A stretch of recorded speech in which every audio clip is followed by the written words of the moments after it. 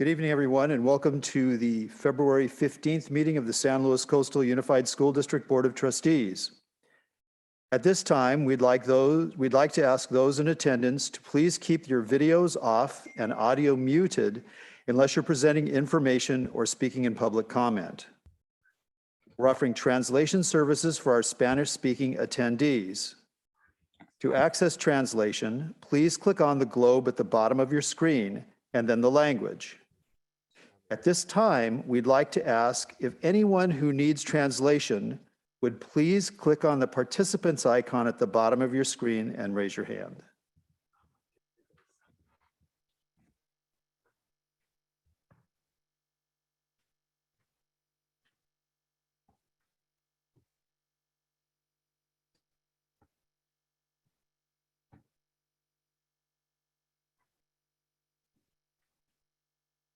Maria, can you translate that, please? Sí, buenas tardes, bienvenidos a esta Junta del Consejo de Educación. Es un placer tenerlos con nosotros. Tenemos servicio de interpretación. Si por favor desean tener acceso al servicio, pueden presionar el globo terráqueo en la parte inferior de su pantalla una vez que yo termine de hablar. Muchas gracias. Okay, thank you. And the board did meet in closed session. We had anticipated litigation, significant exposure to potential litigation, personnel review and possible action on employment, dismissal, or discipline of district employees.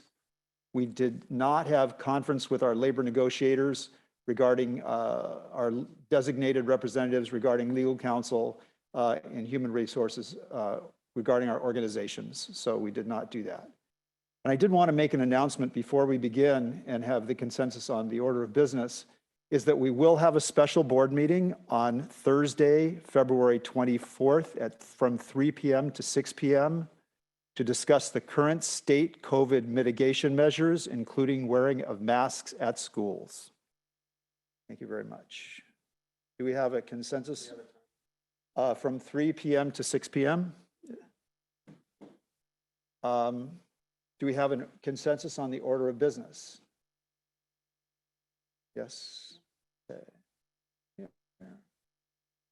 All right. Do we have our student representatives to the board? Oh, Mr. Unger? Yes. On the consensus of business, yes. Could we pull the agenda item of yes. the board policy agenda item, please? Yes, and we're going to pull, that would be item number, hold on here. Yeah, sorry. We'll pull item number 9.06. Thank you. Okay, getting back to student representatives to the board. Do we have Lexi Moreno here from Pac Beach? Is she here? No? Okay. Let's start with, I think is that you, Noah?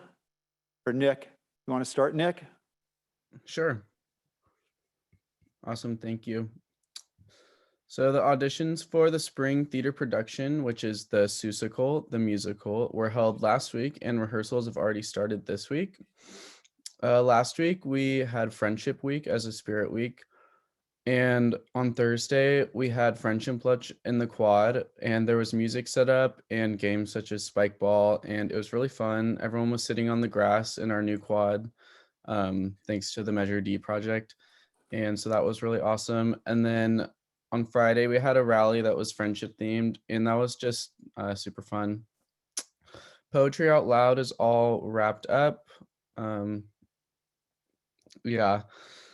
Several senior nights for winter sports as they wrap up are going to be happening. I believe boys soccer and girls soccer already had their senior nights. I'm not sure for the other ones. And then girls and boys wrestling are traveling to CIF. The girls basketball 1 league and boys and girls soccer have playoff games this week. Spring sports have begun, such as track. I'm doing track and field this year, which is cool. I've never done track and field. Biology students went on a field trip to learn about oyster hatcheries. That was really cool. And then another group of bio students went to the Embarcadero to study genetic variations in sand crabs and sea otters.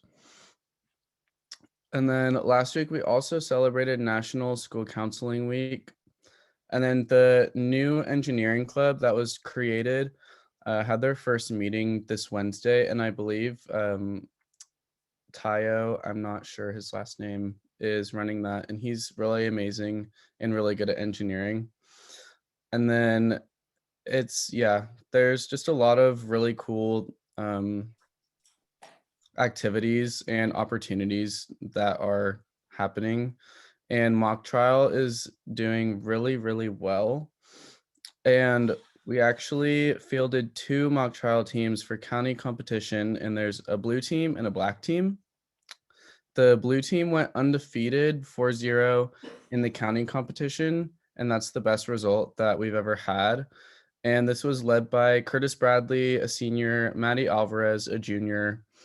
And then the team also includes juniors Reese Demarest, Angie Quase, Melina, Ray Ruane, Marina Asquith, Michael Gray, and 9th graders Orion Rhea, Lila Green, and Connor Keelty.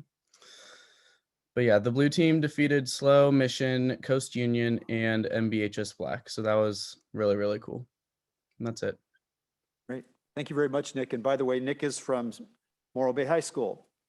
Noah, are you here? We're not seeing Noah. So if either Noah or Lexi comes in later, we'll let them come in and give their board reports or their school reports. Correspondence. Actually, I'm sorry, 6.02 Pacheco Elementary Program highlights. Yes, good evening. Mr. Mayfield. Yes, good evening. As you mentioned, Pacheco is the school being highlighted tonight, and we have Principal Carmen Wood here to share with us some highlights from Pacheco. Carmen. Hello, everybody, board members, cabinet. I am assuming that I'm sharing my screen. Is that correct? Not yet. Okay, We'll get there though. okay. Oh, I'm sorry. Yes, you can share your screen.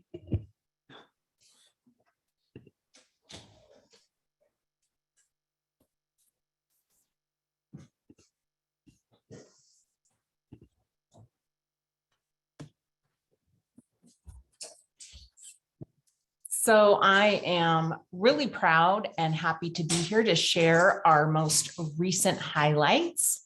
I almost feel like I got a bonus week because I was able to share at our last board meeting. And this is one of my favorite quotes about learning multiple languages. 1 language sets you in a corridor for life. 2 languages open every door along the way. And in honor of Black History Month, oh, hang on a second. I don't know why my screen is not progressing.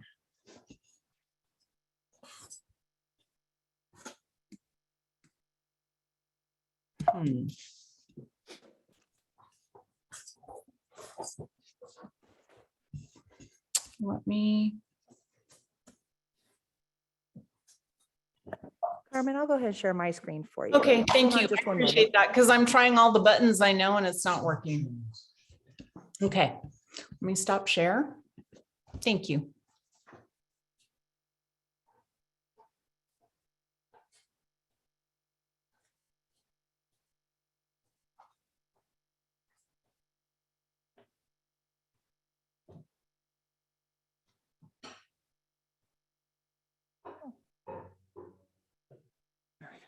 There we go. And so I just thought it would be really appropriate to honor Black History Month and share with you a recitation that was done in Spanish of Amanda Gorman's inaugural poem. So if you just hit the link, Mandy, that should come right up. This is one of our 5th grade students reciting the poem in Spanish.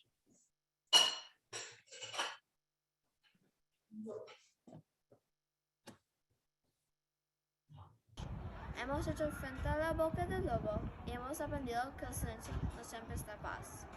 Y las normas y nociones de lo que es justo no siempre son la justicia. y sin embargo al amanecer es nuestro, aún antes de saberlo. De alguna manera lo hacemos. De alguna manera hemos resistido y presenciado una nación que no está rota, sino simplemente incompleta. Nosotros, los sucesores de un país y una época en que una delgada chica negra, descendiente de esclavos, criada por una madre soltera, puede soñar con llegar a ser presidenta y encontrarse recitando Leo. Y sí, estamos lejos de ser impolutos, lejos de ser vecinos, pero eso no significa que estemos luchando para formar una nación perfecta. Luchamos para forjar una nación con propósito, una nación comprometida con todas las culturas, colores, personalidades y condiciones del hombre.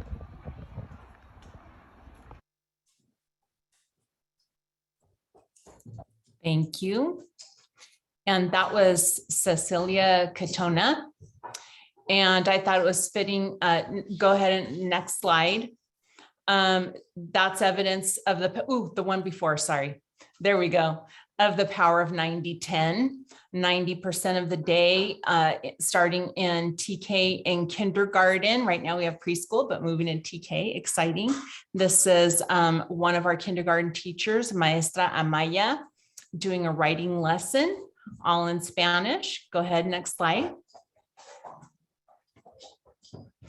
Another beautiful highlight of this year at Pacheco is our new garden project with One Cool Earth, who provide our garden education. And we've created a butterfly garden at the front or the back of the school, depending on how you're looking at it. And in this photo, you can see our ELAC president, Maggie Rivas. She found someone to donate stumps for seeding. And Coach Carr, you can see in the red shirt, just happened to be around to help unload the stumps, but the students just enjoy working there. Our One Cool Earth teacher, Natalie, is really active in that garden as well. And then you can see two of our newcomers working in the garden in the second picture. That's Josue. And also I'm just blanking on the name of the other student, which is ridiculous. Santi, there we go. Thank you. Nerves, butterflies. Next slide. And I love this photo showing all genders included. This is our 3rd and 4th grade soccer period, and they're just a really inclusive and friendly group, as you can see. And I got to see just this family feel that Pacheco has in action last week as we received 4 newcomers. And as I was taking them around,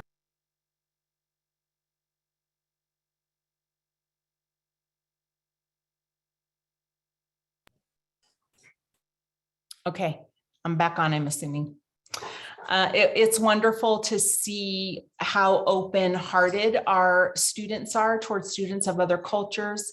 They were literally flocking to me and Maestra Clapham as we were taking our new students around and introducing them. And it was just wonderful to see the relief on our newcomer space as girls, boys, all cultural backgrounds were greeting them in Spanish and asking them their names. And it was just beautiful. Next slide, please. Another highlight is that I've moved a lot of our SEB monitor time to lunchtime. And so you can see Michaela there on the right, ready to go in all her equipment. This is Michaela Rennick. She's a former Pacheco student, now has her degree and moved back to town. So I increased her hours. So she's out at lunchtime playing appropriate games. Here she's working with graders, and they needed a little reset during their lunchtime soccer. And it's just great to see half of the kids watching. And once she gets them up to snuff, she'll move on to something else. And right now for 1st and 2nd graders, it's red light, green light, and it's working really well. Next slide. And then I was going to leave you with just a little video snippet. This video is a little long, Mandy, so just feel free to fade out when my time's up. But it's so wonderful to see our family traditions and celebrations coming back at Pacheco. This is our 100th day celebration, and you can see the whole school is in on it. It's traditionally led by kindergarten. But this year, the first graders were invited to participate since they were not able to last year. And I'm just going to let the video speak for itself. Thank you.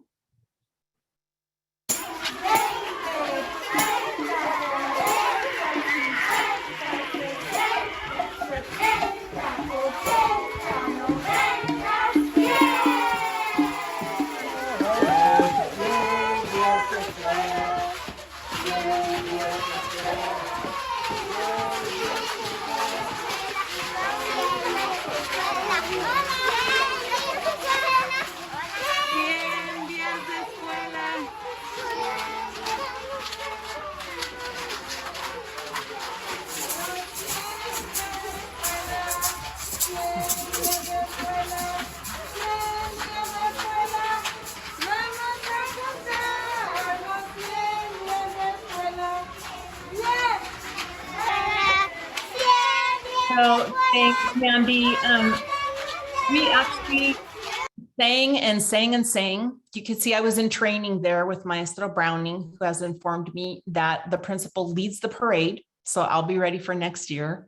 And it was just a joyous occasion, and all of the other students come out and cheer us on, and looking forward to more traditions coming back, such as Dia del Niño in April and our variety show. It's exciting to see things coming back to life.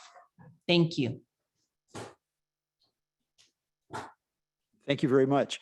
Board members, do you have any comments, questions? Well, thank you very much, Carmen. And just, we really appreciate the work that everybody does at Pacheco. It's a great school. I think it's probably one of the longest running dual immersion schools in California, if I'm not mistaken. It's just it's a wonderful place, a wonderful community. So thank you very much. We appreciate all the work that everybody there is doing. Thank you. I'll move to item 7.01, which is correspondence, and the board did receive 2 pieces of correspondence, one from Lisa Washmuth and one from Dan Clancy. Thank you very much for writing us. Item 7.02 is public comment, and I will read a statement regarding public comment. At this point, the board welcomes comments on matters of district interest. The board will listen but cannot engage in discussion or take action on items not listed on the agenda. Generally, this section of the agenda is for individuals or a representative of a group to address the board on issues not listed on the agenda. Speakers who wish to discuss items on the agenda are requested to wait until that item comes before the board. However, comments may be given on agenda items at this time if it's not possible for a speaker to stay until the agenda item is heard by the board. If you submit written comments on a topic, you will not be allowed to also speak on that topic. Comments or correspondence submitted anonymously will not be accepted. If you'd like to speak in person, please complete a yellow public comment request form and submit it to Mrs. Dawson. In-person public comments will be heard first. If you wish to speak via Zoom, click on the participants icon at the bottom of your screen and select Raise Your Hand. When your name is called, you may restart your video if you wish and unmute your audio. If you need assistance with your video, please let us know and we'll attempt to fix it. If you have a problem with your audio, please click on the thumbs down icon and we will attempt to assist you. Written public comments submitted prior to the board meeting will be read by Mrs. Sheffer, following the verbal public comment. All public comments will be limited to 3 minutes, a limit of approximately 450 words in written comment. You may not cede any remaining time to another speaker. Any portion of your comment extending past the 450-word limit may not be read aloud due to time restrictions.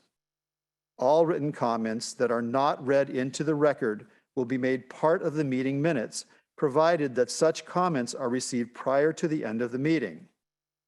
Please be aware that written public comments, including your name, may become public information. Again, there will be no ceding of time. We ask that other public observers in the room be respectful and do not interrupt the individual giving public comment, because this is a time for the board to listen, and it's very difficult to do so if there are multiple individuals speaking at one time. As board president, I will maintain order of the meeting and may issue warnings or removal of disruptive individuals.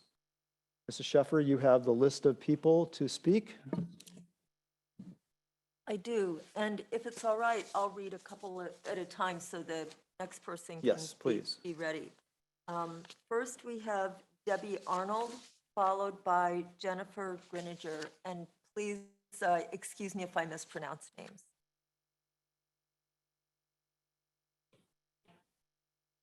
I see. Oh, Yeah. you can hear me. Okay, great.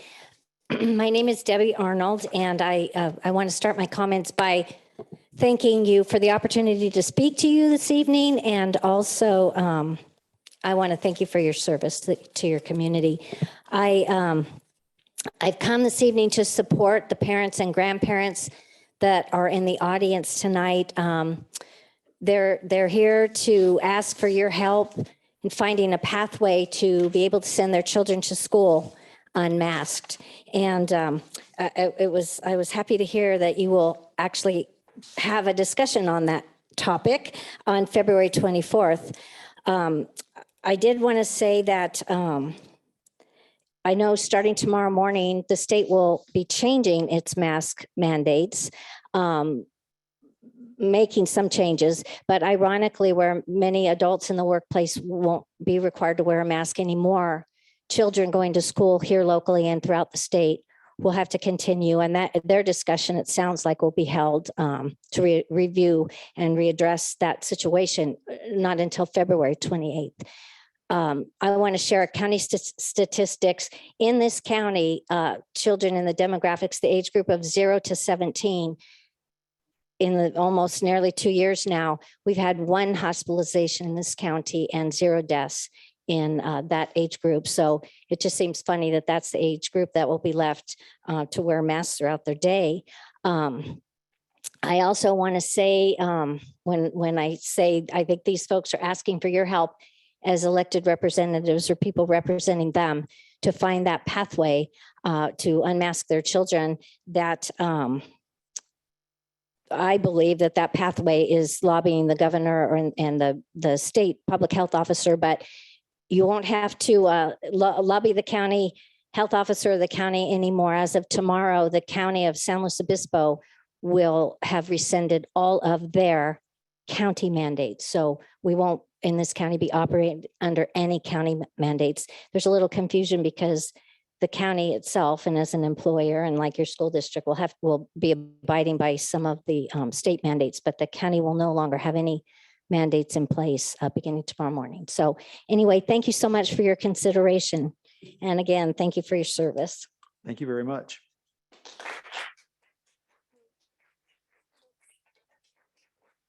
Jennifer Grininger, followed by Renelle Baldwin. Good evening. My name is Jennifer Grininger. I'm a parent in Templeton. I'm also the chapter chair for Moms for Liberty for the county here in San Luis Obispo. And my background is as a therapist, marriage and family therapist. I wanted to express to you what I've been seeing in my professional opinion with kids these past 2 years in terms of the severe mental decline that we have seen, not just educationally, but with their mental health.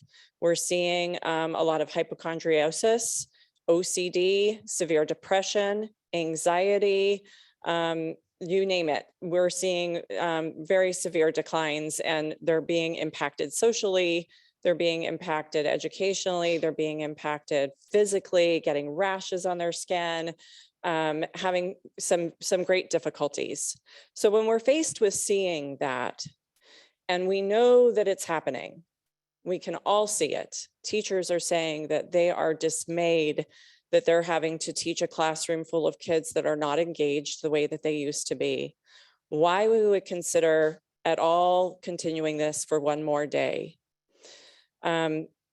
are we waiting to unmask our children? We're hearing reports from the governor that this is a decision made by the teachers union. This should never be a decision that's made by an entity such as that against parents' wishes and against the children's wishes. How that came about, I don't know. I know that you guys have ESSER 3 funds that you accepted that are conditional upon you following these mandates. I would encourage you to return that money so that you're not held to that. And I would ask that you start standing up as Roseville Unified School District did and take a moral high ground reaction and stop using our children as pawns. Thank you.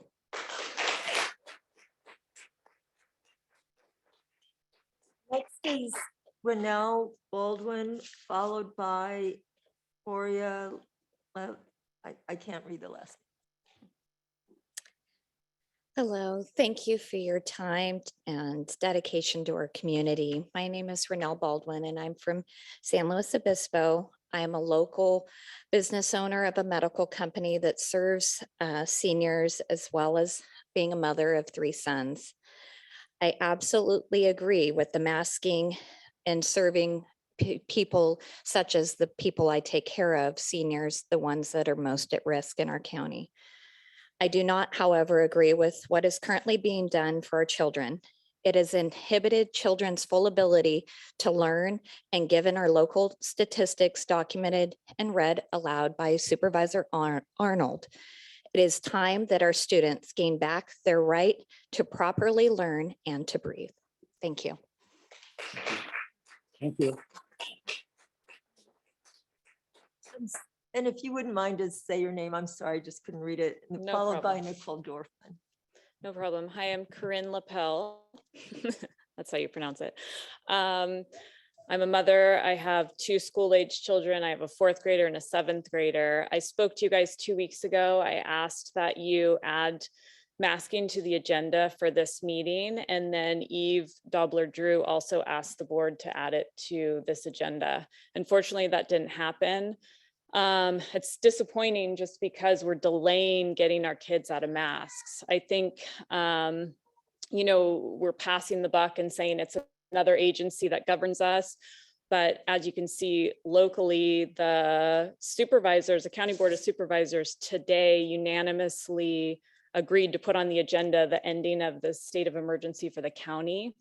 You guys have a lot more power than you realize. I wanted to read something from Dr. Renee Bravo. He's, I say, the most respected pediatrician in our county. Yesterday, he put this on social media. He said, masking likely did very little to stifle the Omicron variant. Vaccinations worked well to decrease hospitalizations and deaths, but it still spread. Folks got sick. It is very much time to eliminate the mask mandates, especially in schools where we continue to see the spread regardless. We now have vaccines to protect those desiring of that modality. Many children have done fine, in fact, most, but some really have not. After 2 years, time to cease and move to normalcy. There will be those who are really scared and those who are vehement against any move toward normalcy, but it is clear many of our declarations have passed their effectiveness, and we are now in a phase where we have enough data to discern what does little to affect control. I want to see the wonderful faces of little people again. As a mother, my 7th grader goes to school 7 hours a day in a mask. She's also a competitive dancer. So then she goes straight to her dance studio and dances for 3 hours every night in a mask. It wasn't like that during the summer when we didn't have the indoor mask mandate, but they follow what the schools are doing. So, you know, how much longer can I have my daughter do that? I'm asking you guys to help. I'd like to publicly know who's going to support helping our kids get out of masks. Thank you very much. Thank you, Mrs. Lapel. Nicole Dorfman, followed by Amy Van Rash. Hello, my name is Nicole Dorfman. I live in Morro Bay and I have 2 school-age children. I'm also the county ambassador for children's health defense. And I want to thank you for hearing us and for scheduling a special meeting to discuss COVID mitigation measures. This discussion can't come too soon for our children who are forced to cover their mouth and nose with a face mask for hours at a time, Monday through Friday, for months on end. A growing body of research now demonstrates that cloth masks worn by most children offer very little, if any, protection against COVID-19, and that in fact, the harm being done far outweighs any slim benefits. Dr. Mark McDonald, a clinical child and adult psychiatrist in Los Angeles, makes this point crystal clear in a notice sent to all his patients, which reads as follows. Effective immediately, all forms of child abuse will no longer be tolerated in my office. This includes masking children.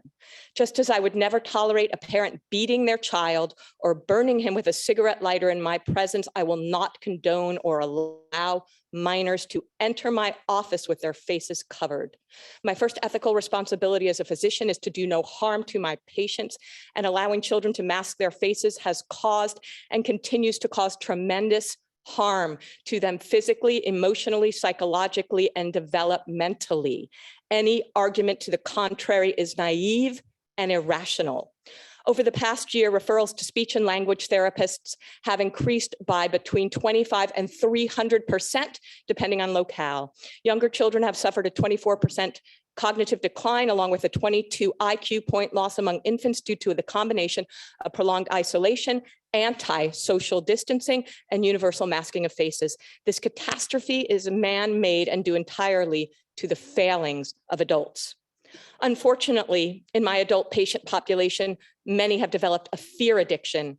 I strongly encourage them to remove face masks whenever possible, including when they visit my office, as a necessary first step in overcoming this fear addiction. I am available and happy to provide support to any patient ready to move forward toward health and freedom from fear.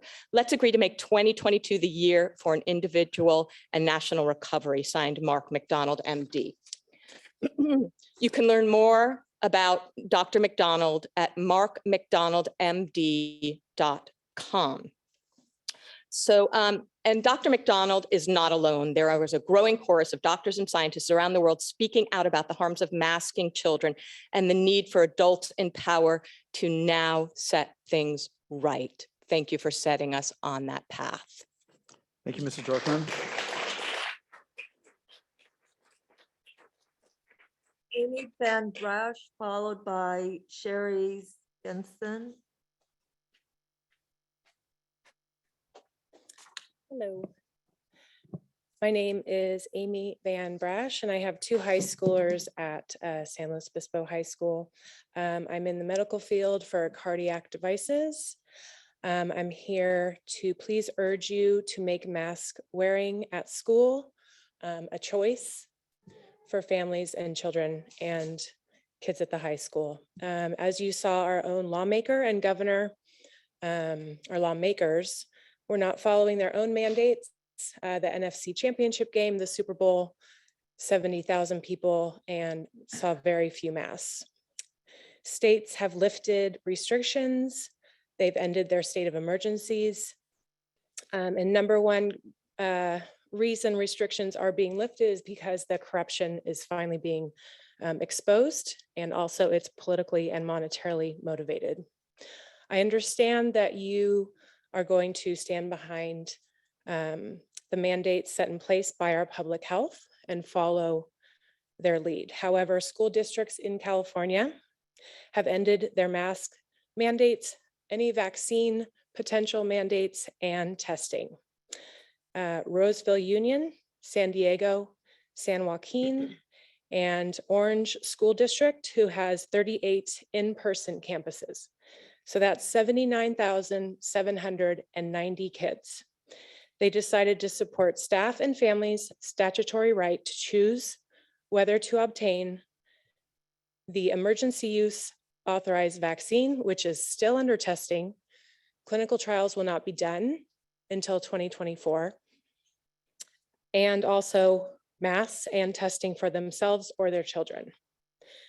They are actually illegal under the California Educational Code 49 005.8 that an educational provider will not use a physical restraint technique that obstructs a student's respiratory airway or impairs the pupil's breathing or respiratory capacity. So I won't list all the 47 studies proving mask ineffectiveness or the 32 side effects and health implications of mask wearing. I have copies here in case anyone is interested. Our children are being targeted in California. There's 2 more laws or bills coming out to push the age to receive a vaccine down to 12 years old without a parental consent. Also, for a pandemic that's basically ending, they're going to mandate a shot for school next year. Our children are the future, and so everyone needs to realize it's not hard to see they are being targeted. Questioning does not make you anti anything. Questioning is. Your time is up. Thank you very much. If you'd like to, you can, since you have a written statement, if you'd like, you can give that to Mrs. Dawson and she'll make sure that the board gets a copy of that. Next is Sherry Stenson, followed by Christy Shire. Hello and good evening. My name is Sherry Svensson. I'm also known as grandma to 3 students here in San Luis Obispo at elementary, middle, and high school level. And I so appreciate that you are entertaining information from parents. Parents are the children's home. But I also want to represent teachers, because I have been very much blessed to be able to teach from coast to coast, several districts in Southern California, as well as far as South Carolina and border to border, from Minnesota to Texas, and with Michigan, Illinois, and Arizona, and West Virginia in between. And I think as well, as much as we care so much about the health and condition of our children when in school and having to be masked, and I think we should think of the teachers too, because as a teacher, I just can't imagine my teaching a child the vowel circle and how you use your mouth to form the sounds, and having to do it from behind a mask. So yes, thank you for considering unmasking our children. But I hope that will apply to teachers as well, because it certainly does limit our ability. Thank you. Thank you, Mrs. Stinson. Next is Christy Shire, followed by Matthew O'Leary. Hi, sorry, this is my first time. I'm Christy Shear. I am a nurse midwife and nurse practitioner here in the community. My partner's a physician, and I have 3 young children in San Luis Obispo. And I just want to point out that, you know, masks were important, and they were huge in the beginning when this was so misunderstood and we were searching for treatments and vaccines. But it's been 2 years now, and people who'd like to get vaccinated have that option available. It seems so unfair to me that our children are being essentially targeted, and here all these adults are going to be wandering around with no masks on, but none of the children have that opportunity. N95 masks work great for the vulnerable population. People who are vulnerable can wear an N95 mask. People who are immunocompromised, people who go home to immunocompromised people. This shouldn't be something that just applies to every child across the board.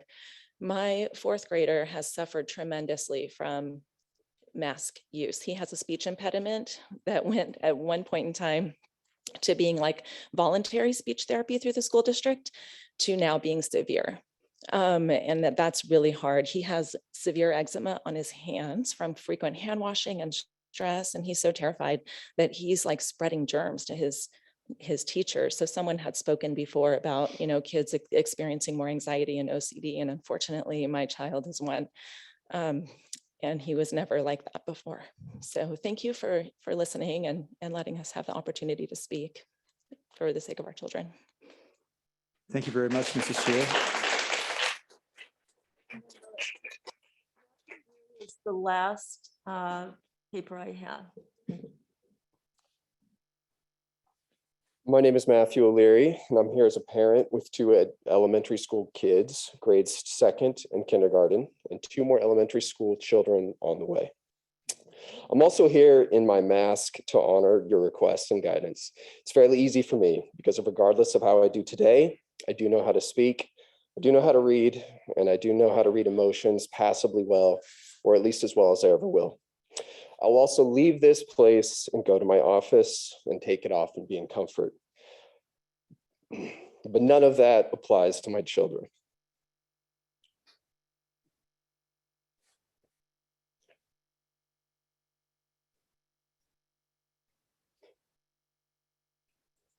We've been patient and compliant in this situation. Anyone could have read the stats and analysis, seen the likelihood of a very serious bout of COVID for our children. It's been slim, it always has been. We've always known that. So by masking them, we were cautious and sensitive to the needs of those children, of those around our children, putting our children's best interests second. That said, that time is up.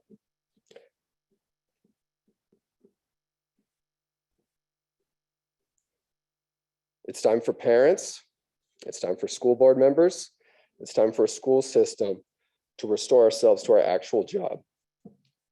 2 years later, we have treatments, vaccines, and knowledge. Those in the classroom know what they're dealing with. There are surely those in our classrooms who have remained racked by anxiety, but we can no longer cater to those few at the harm of the many. My children and their classmates need to be free to voluntarily wear a mask or not, preferably not for their sake. If this doesn't change soon, my family and I may have other options. We're a 2-parent household. We could potentially school at home.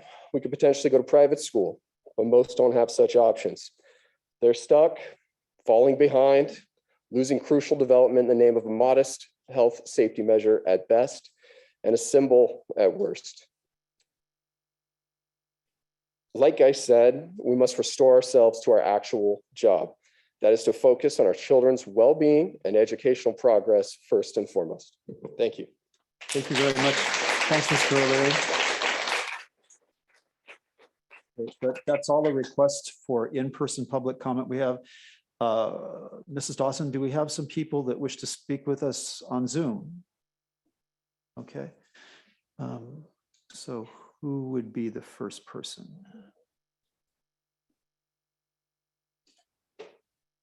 Okay, Rachel Bickert, are you there?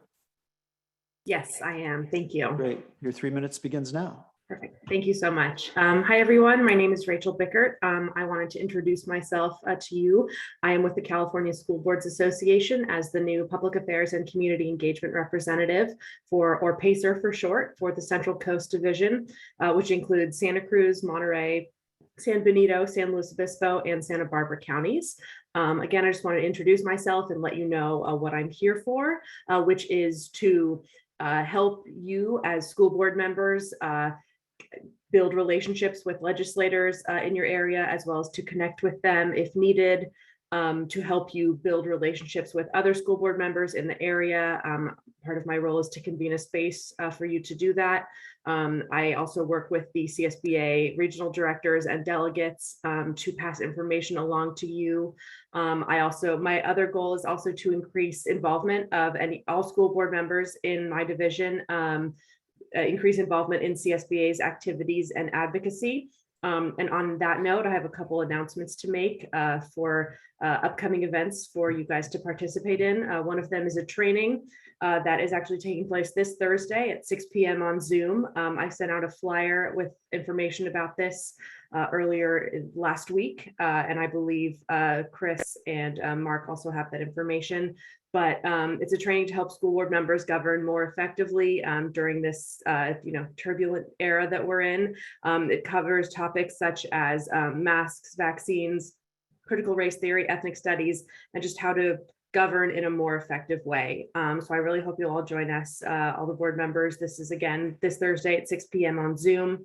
And then the other announcement is that CSBA's Legislative Action Week is March 15th through 17th. You should have gotten information from CSBA on how to sign up to meet with your state senators and assembly members. We will also be having pre-meeting trainings and convenings to make sure that everybody's on the same page and we know who's talking about which agenda items so that the meetings run as effectively as possible. And again, that's part of my job, is to help you make sure that your meetings with your legislators are effective and you're advocating in an effective way. Just a little bit about me quickly. I am up here in Santa Cruz County, but again, I serve this whole division of the Central Coast. I sent out an email with my contact info in it last week. Please feel free to reach out if you need anything. If you need something from CSBA, I can help you find it. You don't have to dig around and figure out who to email. Or if you need help with any kind of community engagement, I am here for that.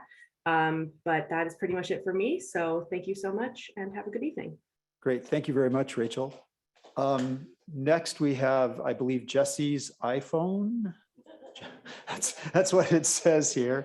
So Jesse's iPhone, if you want to speak to us, maybe there's a person behind there. Hi, can you hear me? Yes, Jesse. Could you tell us your whole name? Yeah, I'm assuming Jesse your last Elliott. name is an iPhone. Yeah, sorry. Need to update that. Oh, that's okay. Yeah, Jesse Elliott. I spoke 2 weeks ago. I'm here to speak again, just in support of those folks that are in the audience. And just to reiterate the fact that, again, I support unmasking our children immediately. I think another day is just a horrible thing. Over and over again, data consistently shows that children are insignificantly affected by this virus. They do not transmit easily, and if they get infected, it is asymptomatic or extremely mild. The masking policies are horrible for our children. They're put in place with the false pretenses that they protect children, their teachers, parents, and grandparents, when the reality is that these policies are really solely written by fearful adults for the protection of adults, not for children. Masks have been proven to not be effective to reduce transmission because, COVID-19 particles are smaller than what majority of people, their masks that they wear. So we know virus particles are transmitting in and out of masks. I just think these policies need to be ended now. The recent part of what I'm seeing here is I'm thinking, right, we're in such a world now of equity. Everything's got to be equitable between everybody. And I see this masking of children. It's like, absolutely, there can be some immune compromised children, and those parents and those families should have the choice to mask their children in an N95 mask, not a cloth mask or a surgical mask. But the fact that then you're going to put every other child in the same realm and have them mask is completely ridiculous. And it just goes to me that we're on this equitable narrative and trying to apply that to everything in life. And I have a problem with it. And I suspect many parents have a problem with that. Current reaction from the school district is that this is a legal issue, that, insurance companies won't cover liability insurance, if your state mandates aren't followed. And just as we hear another speaker say, there are other school districts in the state of California who have rescinded their mandates. I imagine they have the similar insurance policies. So why can't San Luis Unified Coastal just act immediately and not worry about it? Again, I'll talk about leadership. I think this board needs to step up in the face of the governor, the state, et cetera, and eliminate mask mandates. Give you 5 more seconds. Thank you very much. Thank you, Mr. Elliott. Next is Amanda Freeman. Amanda, are you there?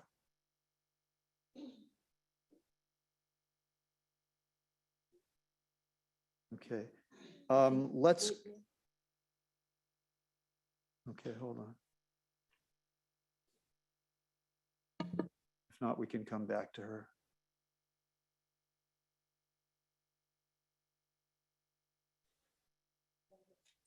Okay, let's go to Melissa Elguera, please. Melissa, are you there? Yes, I'm here. Okay, Melissa, your 3 minutes begins now.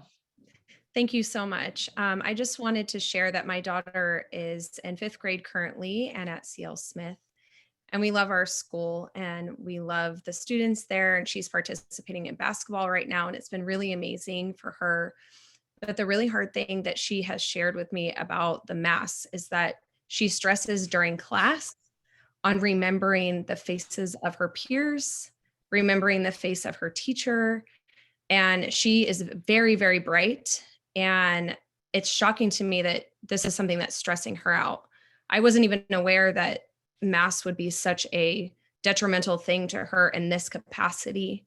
And she's not actually being able to focus in class because she's having this level of anxiety and stress on trying to remember who her peers are. And I even asked her, do you remember what your teacher looks like? And she said no, because during the day, all day in class, her teacher's wearing a mask. When she gets to school, her teacher is wearing a mask. I also want to share that I do hair and I'm also a life coach. And some of the clients that have been in my chairs are also teachers, and they've expressed the depression they feel just with having to wear a mask, not being able to see people's faces and feeling uncomfortable with not being able to know what people's expressions are. You can't see somebody smile. It's harder to hear them. And so I'm just asking that you would really reconsider the fact that we've been at this for 2 years. Our children are in a very, very difficult state and their development is at stake. This is a time where they're developing, and to have less oxygen, to not be able to read, lips and body language and all that all together is very detrimental to them. And so I just ask that you would really reconsider, as a public servant that the board is, and as our county servants are, that you guys are servants to us and our children. And so I just ask that you reconsider again to quickly take the masks off of them. Thank you. Thank you very much. What I noticed is apparently Ms. Freeman has her thumbs down, which means she may have an issue with her mic. Mrs. Dawson, is there anybody else that wants to address us on Zoom? Because otherwise I was going to say we'll come back to Mrs. Freeman and we'll have Mrs. Sheffer read the written public comments. 2 more? Okay, Michael Brekovich.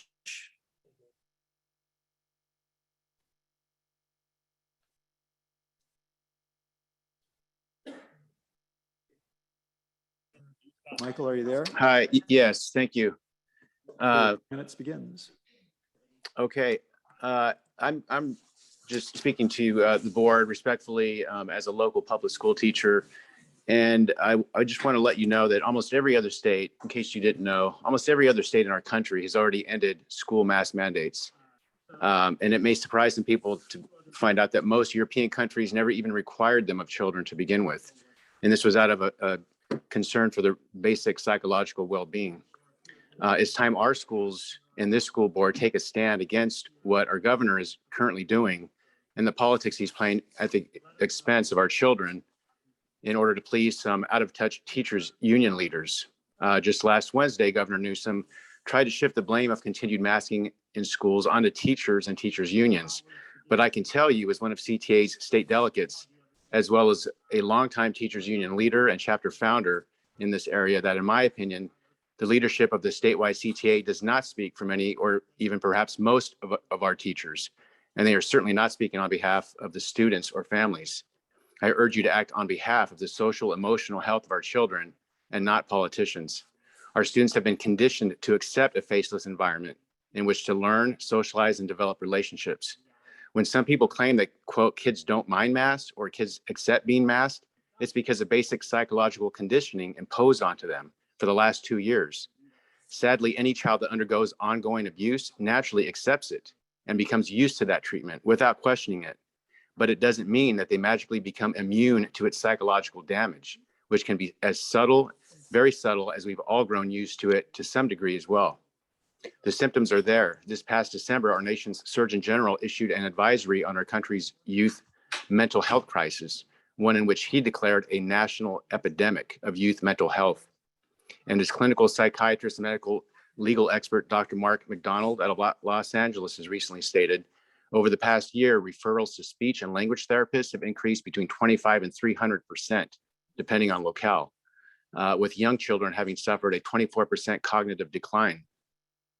Imposing a mask environment for children and preventing them from seeing a vast array of facial expressions violates basic childhood development psychology, which involve an understanding of social emotional expression and an understanding between children and others around them, particularly those in a caretaking capacity, such as teachers.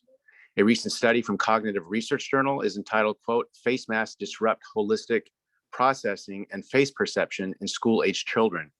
And it quotes state, "Changes in face recognition, performance, and alteration in the processing of partially occluded faces could have significant effects on children's social interactions with their peers and their ability to form relationships with educators. Previous research in adults have already demonstrated." Thank you, the Mr. detrimental Breakovich. Your effect. time is up.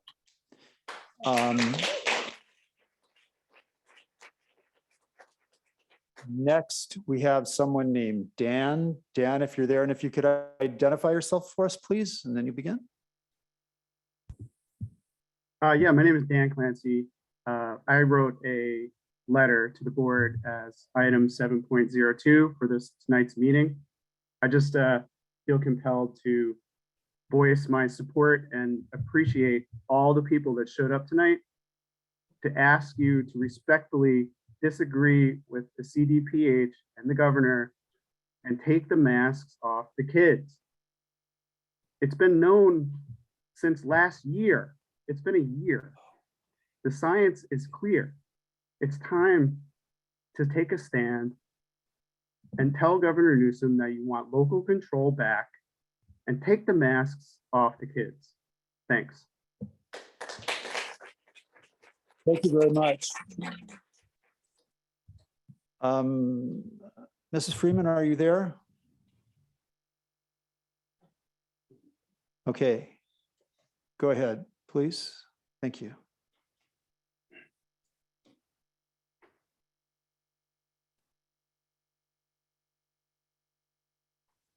No?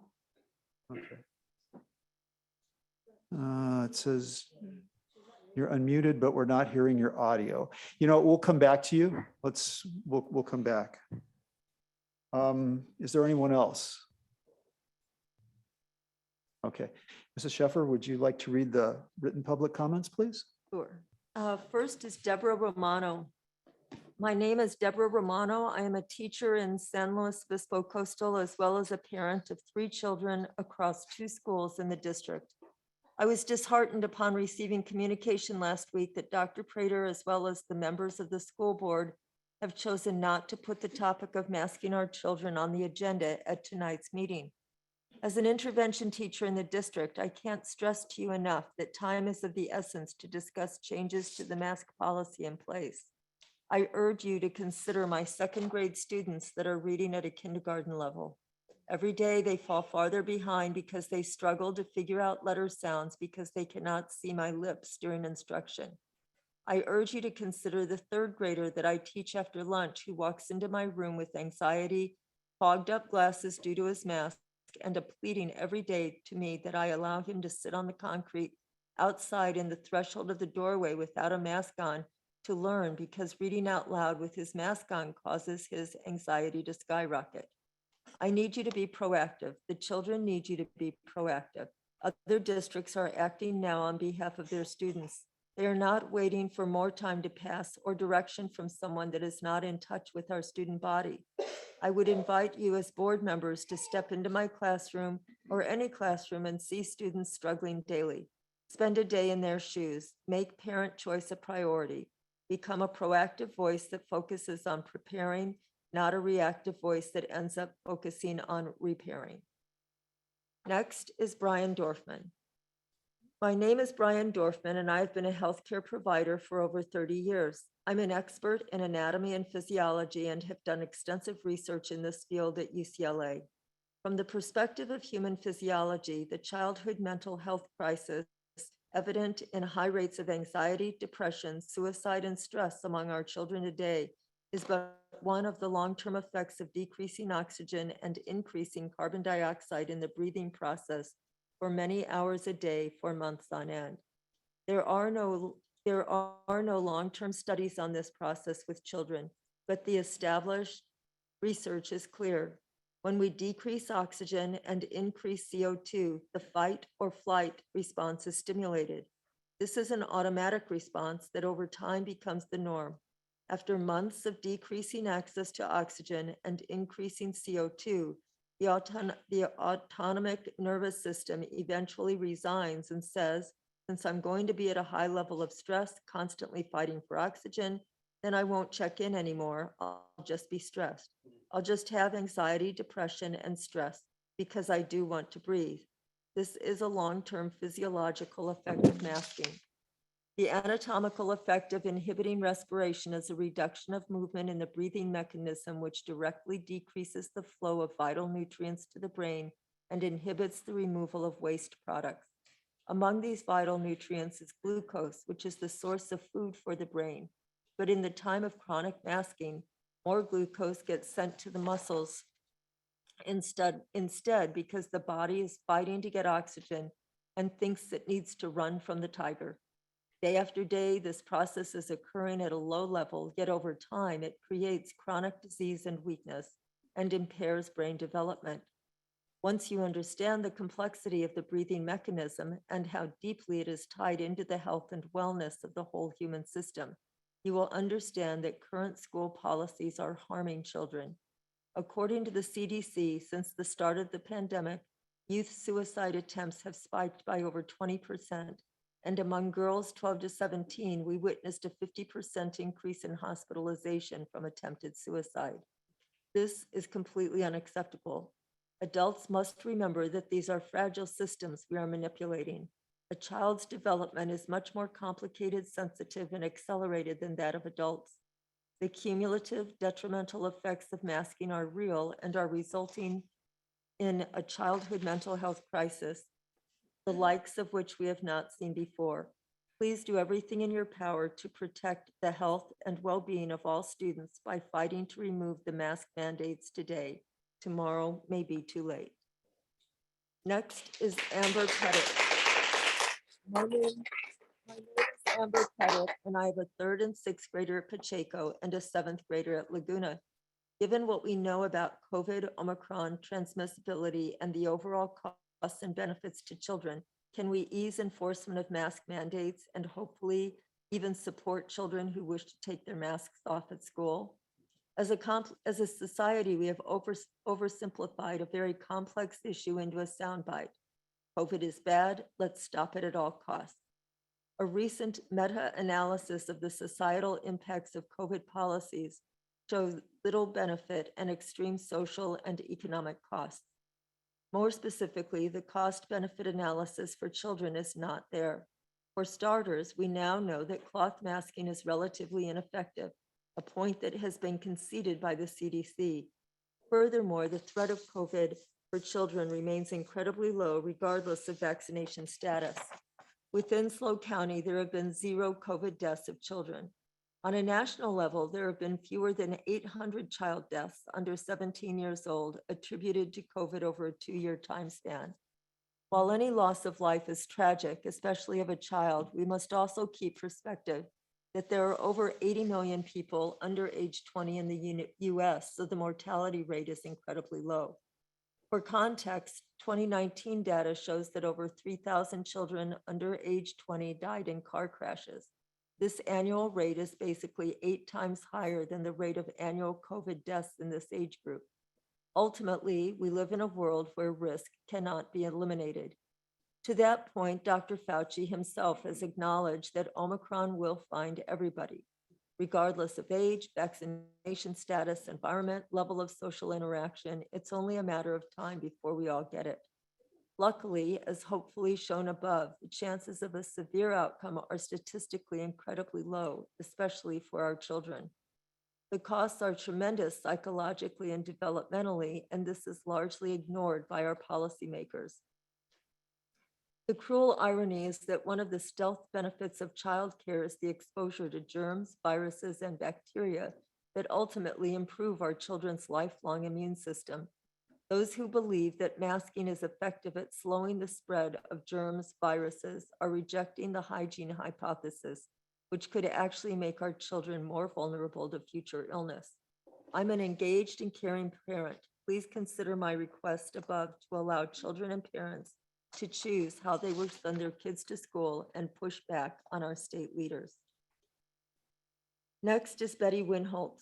Since most or not, if not all businesses are opened and all or most churches are now open, I think it is time to unmask the children. Please agendize this topic to consider making it optional. Thank you for your consideration. Next is Vicki Norden. Tuesday, February 15, California's statewide indoor mask mandate requirement will expire, or at least for some. However, and without justification, the forced masking remains in place for our children to attend public school. 2 years in, and the research is clear, face masks are ineffective against airborne viruses. Dr. Jean Noble, Director of COVID-19 Response for the UCSF Emergency Department at the University of California, San Francisco, states kids don't need to be masked. They have a minuscule risk of serious illness or death from COVID. If there's one thing we've learned from the pandemic, it is the necessity of believing in science, of following the science, and now the science is leading to an inescapable conclusion. Children should not be masked in school. Numerous scientific papers have established that it is harder for children, including special needs children, to hear and understand speech or identify facial expressions when people are wearing masks. Pediatricians, teachers, and parents are now discussing the potential negative impacts of prolonged masking of children, including how masking impedes the learning process. The Brownstone Institute has produced a compilation of 167 studies from which I quote their article dated December 2021. It is not unreasonable to conclude that surgical and cloth masks used as they are currently being used without other forms of PPE protection have no impact on controlling the transmission of COVID-19 virus. Current evidence implies that face masks can be actually harmful. The body of evidence indicates that face masks are largely ineffective. States across the nation have announced they will drop indoor masking requirements for children attending school, and I'm asking the San Luis Coastal Unified School District to drop the mask mandate for the students. Masks should be optional and not forced upon the children to attend school. I've spoken with parents across the district who have approached me with their concern, their tears, and frustration as they have witnessed the impact forced school masking has had on their children. Although children are doing their best to comply, they too are frustrated and anxious and should not be forced to wear a mask to attend public school. 2 years, and it's time to move toward normalcy in our schools. Our children have suffered enough. Carrie.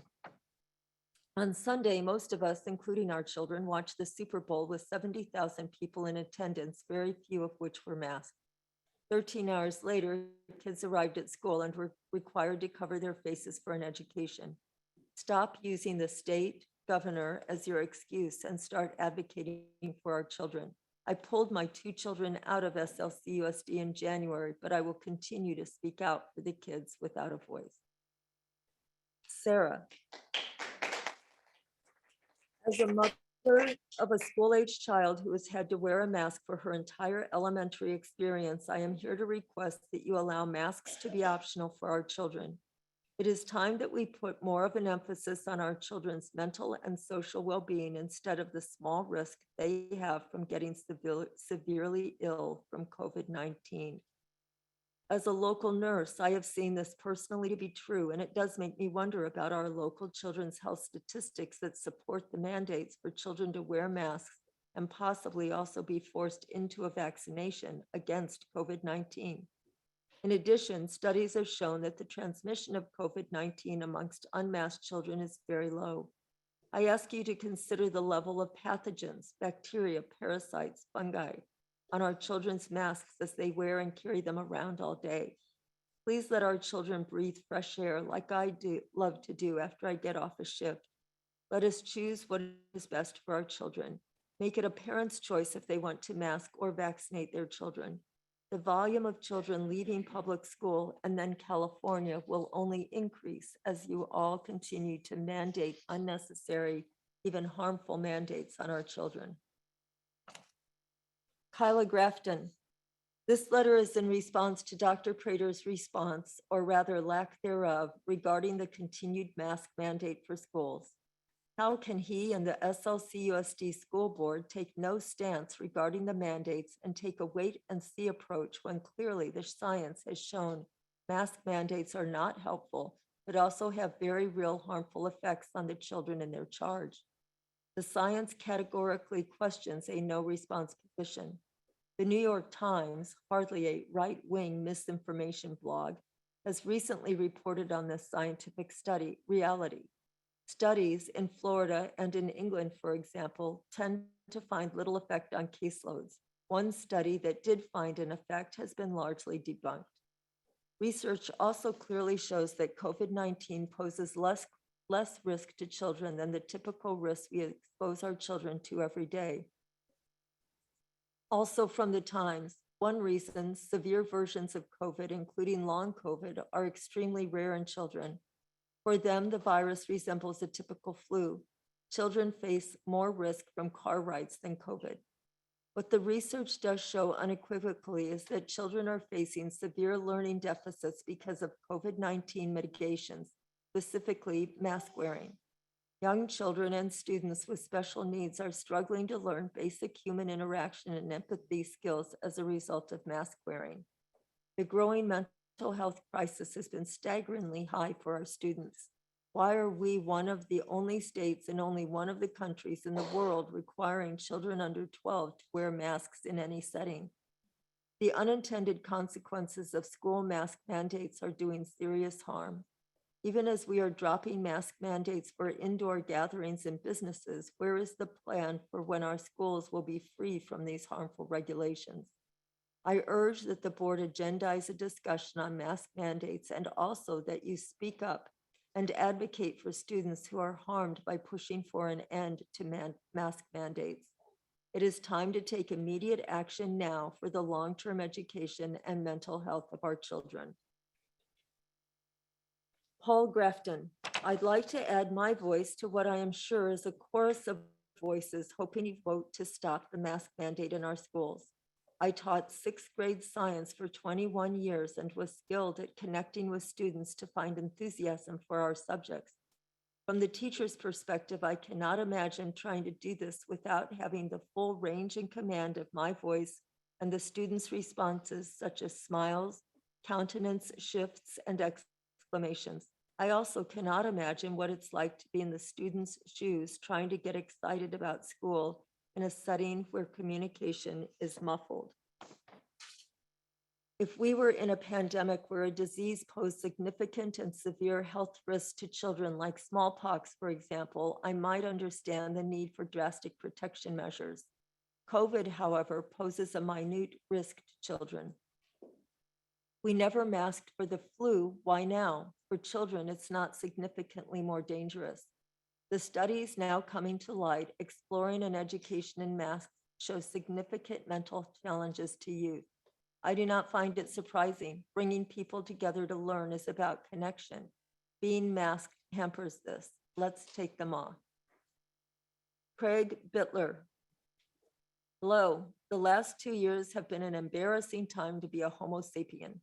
Watching the majority of the herd cower in fear of a virus that has a survivability rate of 99.7, even higher in youth and the middle age, has been very depressing. Initially, the students were told that they had to wear masks to protect their grandparents. However, after the grandparents who wanted to be vaccinated the goalposts were moved. The students were then told that they had to wear masks to protect their teachers. Now those teachers who wanted to be vaccinated have been.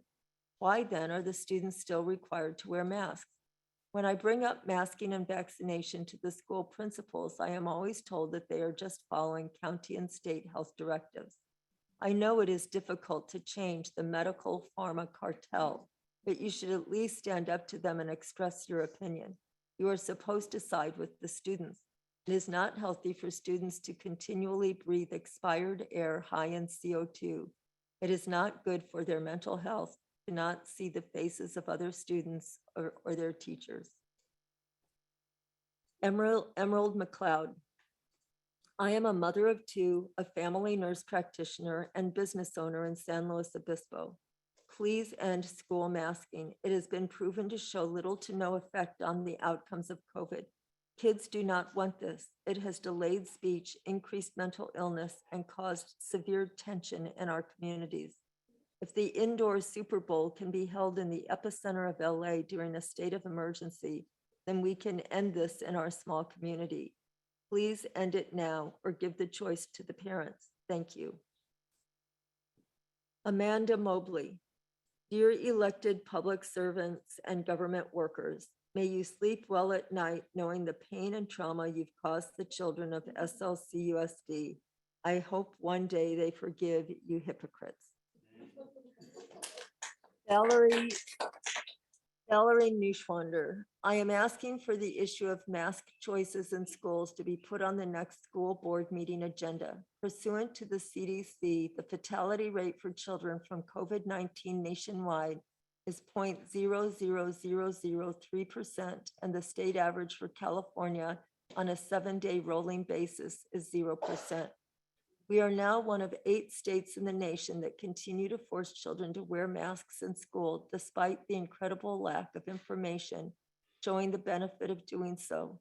The information we do have is that anxiety, depression, and an overall upheaval in our children's educational experience is doing extensive harm to both their mental health and their ability to learn. There is not a single peer-reviewed study that says masking in schools is beneficial. It is our responsibility to show some moral courage and put our kids' mental health first. Vaccines for anyone 5 and up, as well as N95 masks, are now widely available to every child that needs one. There are still vulnerable citizens that will need to take these measures. But for the general population, it's time for a return to some normalcy. I am asking for the freedom to choose what is best for our children. Please add a resolution to make masks optional to the next school board meeting agenda. Thank you. So I have, Ms. Dawson, has anything else come in? I see that we have someone named A. Snyder. I'm wondering if that's Ms. Freeman. A. Snyder, if you have a comment, would you make it now, please? Can you hear me? Yes. Okay, awesome. Your 3 Yes, minutes begin it's now. thank you. Thank you for not giving up on me. I came across a statistic a couple weeks ago that was pretty horrifying, for lack of better words. And the statistic was discovered by Dr. Peter Attia. He had his team do some data analysis on deaths for youth. And he wanted to compare deaths with car accidents, suicide rates, drug overdoses, and homicide to COVID. And what he did is he took the COVID death rate and divided that by the death count of the other factors. For the age range of 5 to 12-year-olds, I'm only going to talk to one because this is the most heartbreaking. For 5-year-olds to 12-year-olds, since this pandemic has started, they are 6.5 times more likely to die from suicide than they are to die from COVID. I know that San Luis Obispo itself has experienced many suicides in the last couple years. And I think that many of the parents and people who spoke this evening spoke to the fact that masks alone have contributed to emotional and mental decline in our children. So when you connect those two dots, it's pretty telling that unmasking our children is really the best next step that we can do for their health and well-being. The last thing that I want to say is my husband and I had the opportunity to leave the state when shortly after this pandemic started. We had been San Luis Obispo residents for 10 plus years. Our daughter attended Bishop Peak Elementary. We were so happy there, but we saw her mental decline very quickly when they decided to extend the lockdowns through the end of the year. My daughter has been unmasked in our state for a full year. No, there's very, very few kids that wear masks. I never see teachers wearing masks. And our COVID case is very, very low. There are no deaths.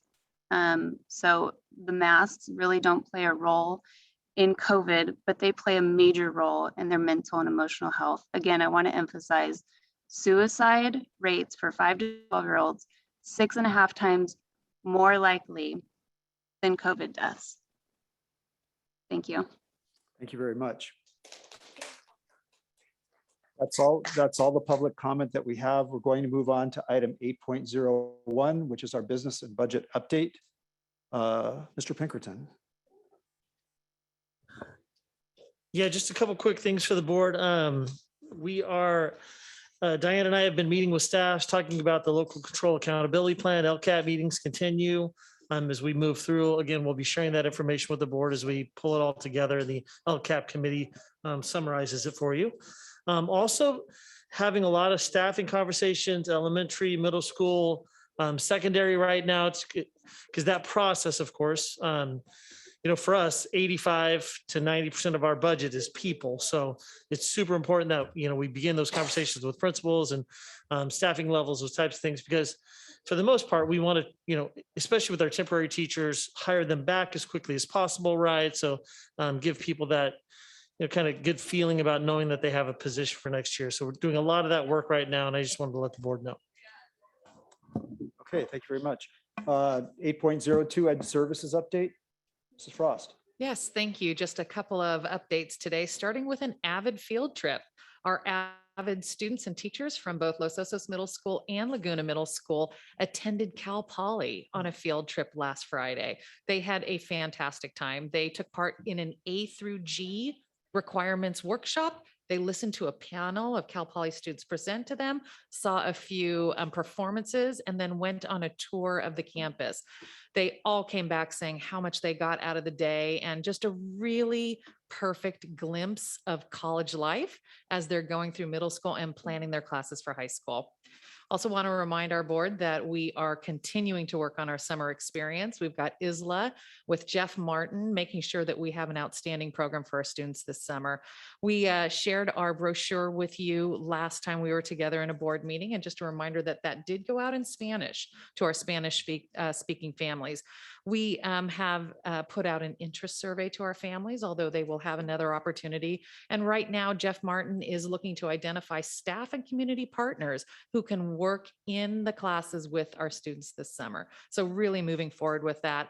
And then one final thing, just reinforcing what Mr. Unger said at the beginning of the meeting, we are going to have a special board meeting on February 24th. That's next Thursday. It's going to be from 3 o'clock to 6 o'clock in the afternoon. And again, looking at mask mandates and other COVID-19 mitigation procedures, just an opportunity for our community to continue to share their thoughts with us about this important topic. Thank you. 8.03 Measure D update, Mr. Pinkerton. Tonight, the board actually has our Measure D audit that will be up for approval. Good to know, no findings. And just for the board to know, I'll be sharing that with our bond oversight committee. As you know, we have a bond oversight committee made up of citizens that oversee all of the expenditures for the bond. And so I look forward to sharing that information with them. Great, thank you. We've been at it since actually about 5 o'clock, I would say 6 o'clock for the general public meeting. We're going to take a 10-minute break now. We'll resume the meeting at 7:45. Thank you.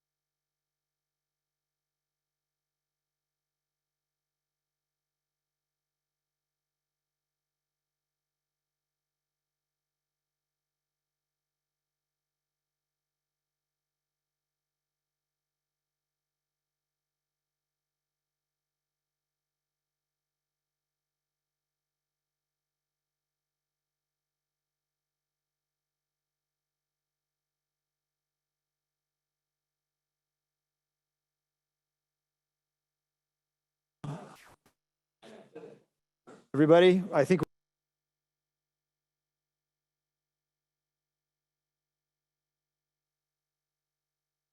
present the 2020-2021 audit report. Mr. Pinkerton? Yeah, so we have Brian Ruff here tonight from Edie Bailey. The board, for several years, we have VTD, Vavernick Trying a Day, and so Edie Bailey bought them out. But Brian has been helping with our audits for several years.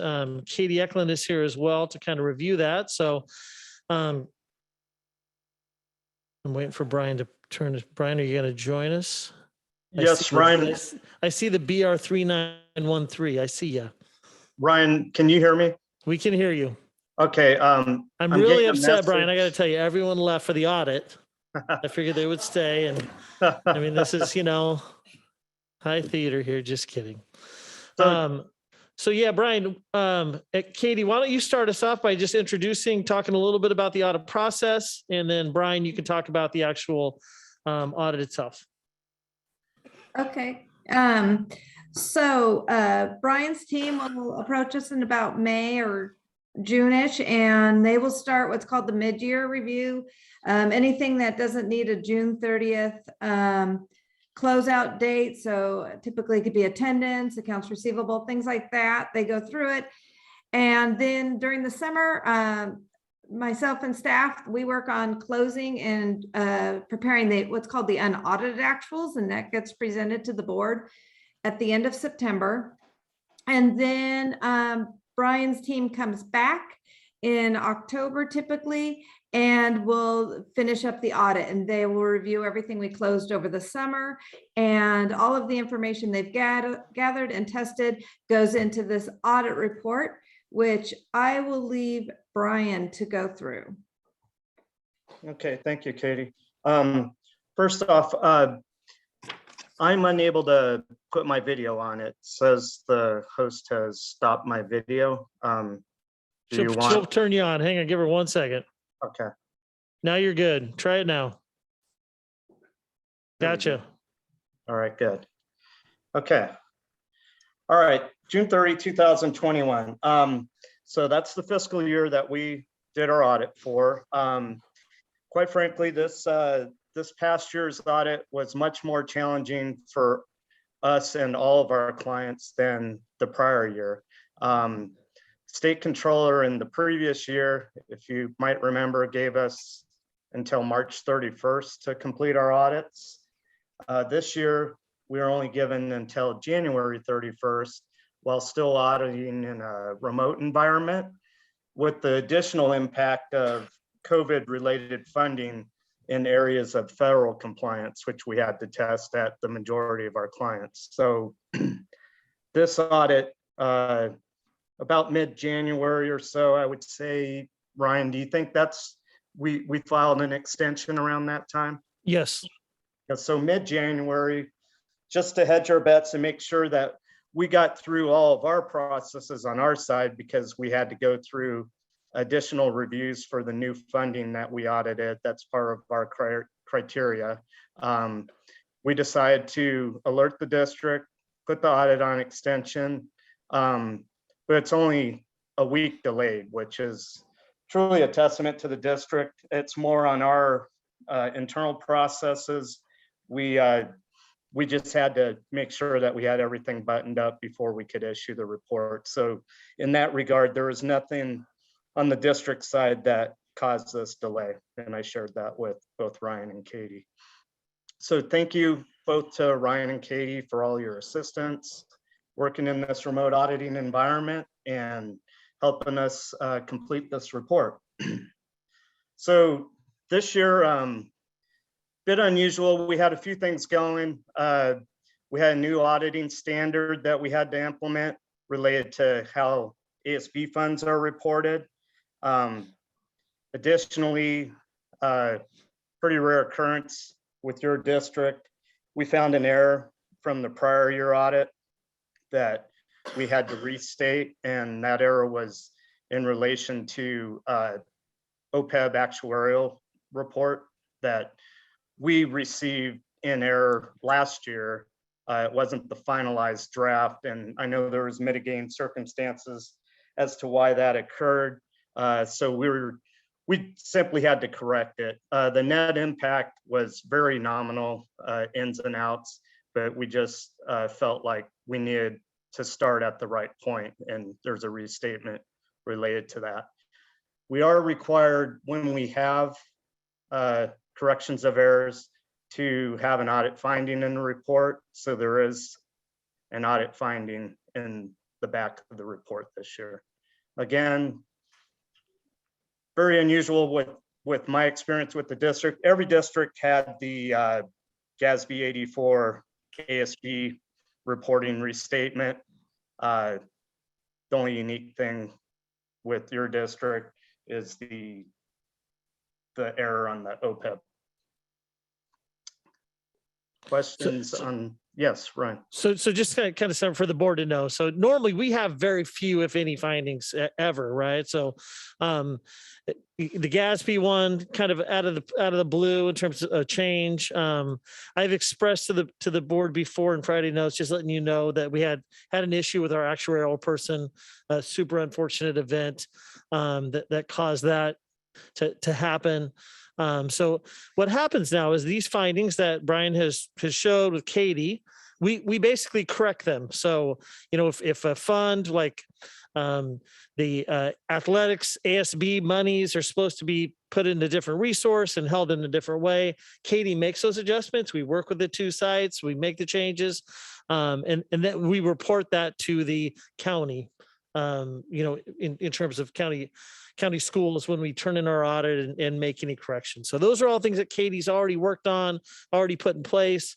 So this should be something that's easily corrected and move forward. Yeah, and really it's important to point out that it wasn't that the money wasn't accounted for in the past. It was just we're accounting for it in different places, and we're required to report that fact. Mr. Buckman. Yeah. Hey, thanks for doing that. It's good to see your face. We almost didn't. I enjoyed, that's funny. I enjoyed going through, I can't balance my checkbook. I enjoyed going through this. But when I noticed the restatement and then your point right now, you received something wrong last year. Can you be more specific? Was it something that you did, that we did? Well, I guess in the whole scheme of things, the onus always goes back to the district as far as financial presentation, but quite frankly, we missed it too. We had an actuarial report for OPEB that was not the right report. We had a preliminary report instead of the final report. So we didn't become aware of this until we were looking at the beginning balances for this year.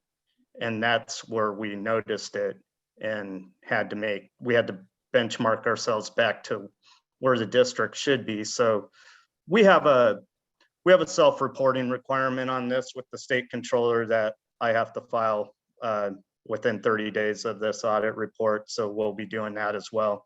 What the state does with that, I don't know, but there is some metrics there where we probably should have saw this too. But it is overall very immaterial, especially when we talk about OPEB liabilities and the large dollar amount those are. Thank you. So we're asking the board to approve the audit tonight. And again, Katie is already working with our team, making any changes, adjustments, and then this moves on to the county board of or county schools. Okay. Wait. And yeah, Mark. I have other questions. I didn't know we were moving that fast. Okay.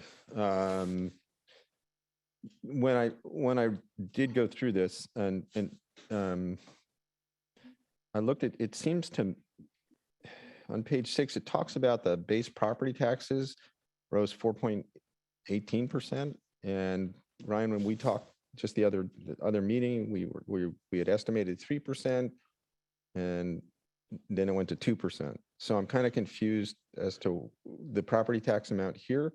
So versus what you reported to us, Remember, this is the audit for the 2021 year. right? So property taxes for 21, 22, the current year that we're at is at 2.1% Okay, November. so far it's at 2.1. Yes, Okay, for this year. got it, But again, this is the last year, they were higher than the 3%. It was a 4.1%. got it. Yeah. Totally appreciate that. Thanks.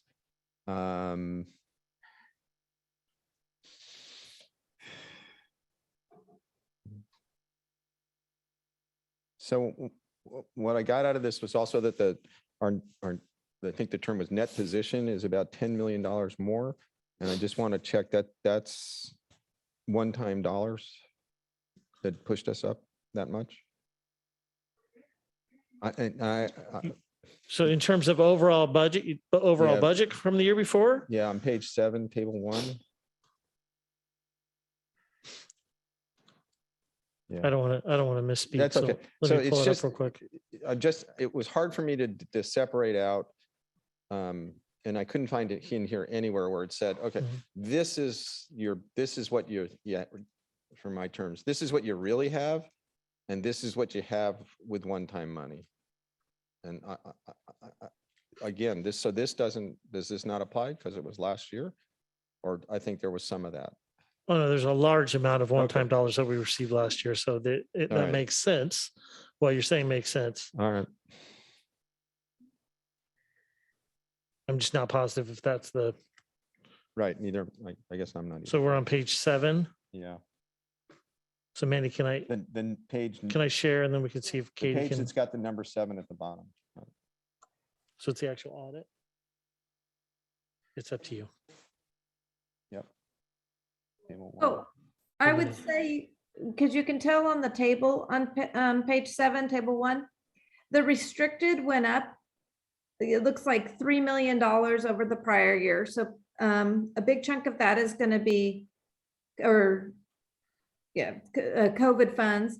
And then the unrestricted went up, which our unrestricted budget is mainly made up of property taxes. So do you see where the $76 million is?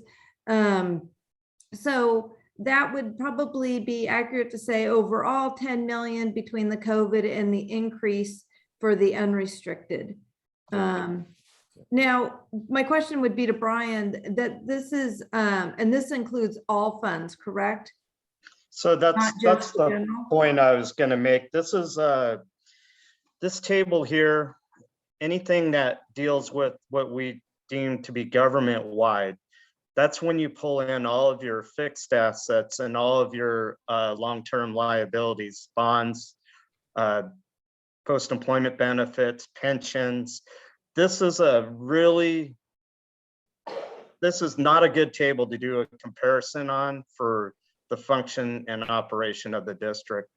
That would be best probably in your fund financial statements where you see individual funds. And if you're thinking specific to the general fund, there's a budgetary comparison schedule of what you had planned for the beginning of fiscal year 2020-21, what the revised budgets were, and then ultimately what the actual results are.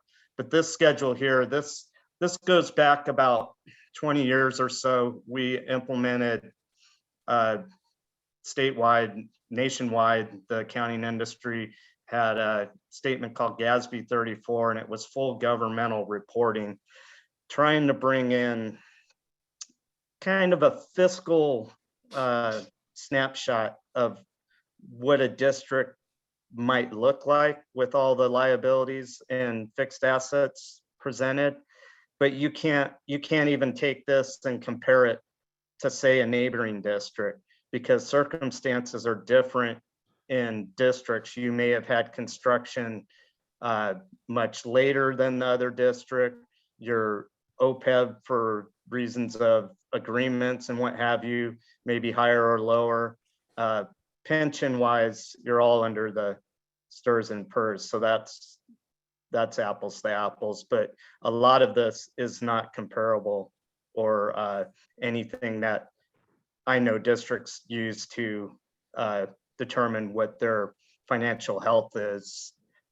as of a point in time. So this is what I heard. This chart's in here, but I really shouldn't pay attention to it. Well, this chart summarizes a financial statement presented in the government-wide financial statement format. So this chart is required. It gives you some information, but it doesn't tell you everything I just spoke to. It very rarely would it go into that because it's just too hard to do any kind of analysis in that regard. It's purely for presentation purposes required by our audit standards. It's trying to put a dollar amount to all of the assets for the school district. That's what Brian said. That's very difficult to do, right? I mean, we look at it. So some of the assets have gone up because the value of properties, right? Measure D, the 2 high schools, those types of things. But you're talking, it's almost like a theoretical chart in terms of finance, basically, that we have to do because it's, part of the state law that we have to put it in our audit. But it's difficult to probably, again, if you break it down and compare it to other school districts, those things would be very difficult to do. I think Marilyn, do you have a follow-up? Okay. Mark, go ahead. Yeah, so one of the other things I had difficulty was I kept looking for the total budget, and like on page 10, it looks like there's almost 3 different numbers. As I went through this, I just couldn't find. And I got it. I don't write budgets and I didn't do audits, but it just seemed confusing to me. So is there a total number on one of these pages that's actually the total number? Maybe you can go to page 8. Page 8.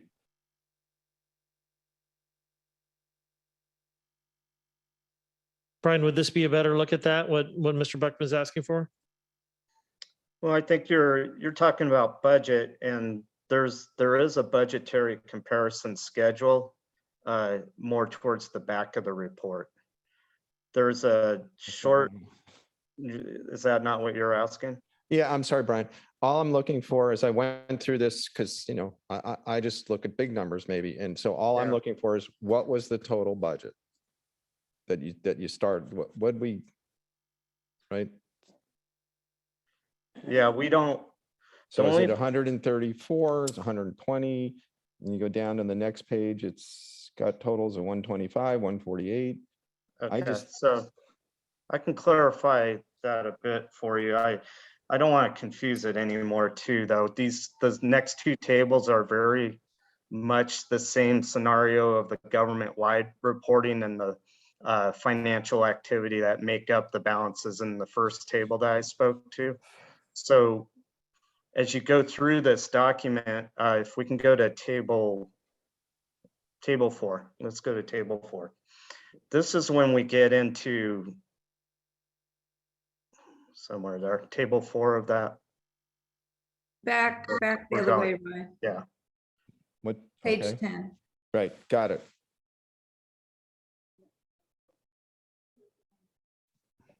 Okay, there we go. Okay, so this is the first table that would kind of make sense for what you see throughout the year and all the items you have to approve with budgets and things of that nature and how you spend your money. So it lists each individual fund of the district, and it shows where you started and what came in and what went out. And the only fund where we talk about a budgetary comparison within this report, because it's required to be noted by the state, is the general fund. And that's in our supplementary schedules. And that would give you that preliminary budget, final amended budget, and then actual results, which would mirror what your ending balance is in the general fund here. So Realistically, unaudited actuals is the best place to find the answer to your question. And that's in here? No. Okay. Because, so I'm out there talking to folks and they go, well, the city's budget over 2 years is $200 million. And I'm like, well, I think we have more than that every year. And so I tried to find that number. Yeah. And unaudited actuals is our, it's kind of the end of the Okay. year budget, right? Overall right. true numbers that we do in September. Okay. So the problem with the audit, the way it looks, I mean, it's looking at Measure D expenditures, cafeteria. It's like, it's all combined, all the assets, those types of things that tie into it. Right. So it's a little tougher to follow, as you're saying. Okay. So, And, all right. Brian, for the general fund, that's Fund 01, and what other fund is it? 17 and what else? is in 20, that? 20 rolls into, 20, yes, okay. sure, yes, All right, thanks. you're welcome. Okay. Sorry.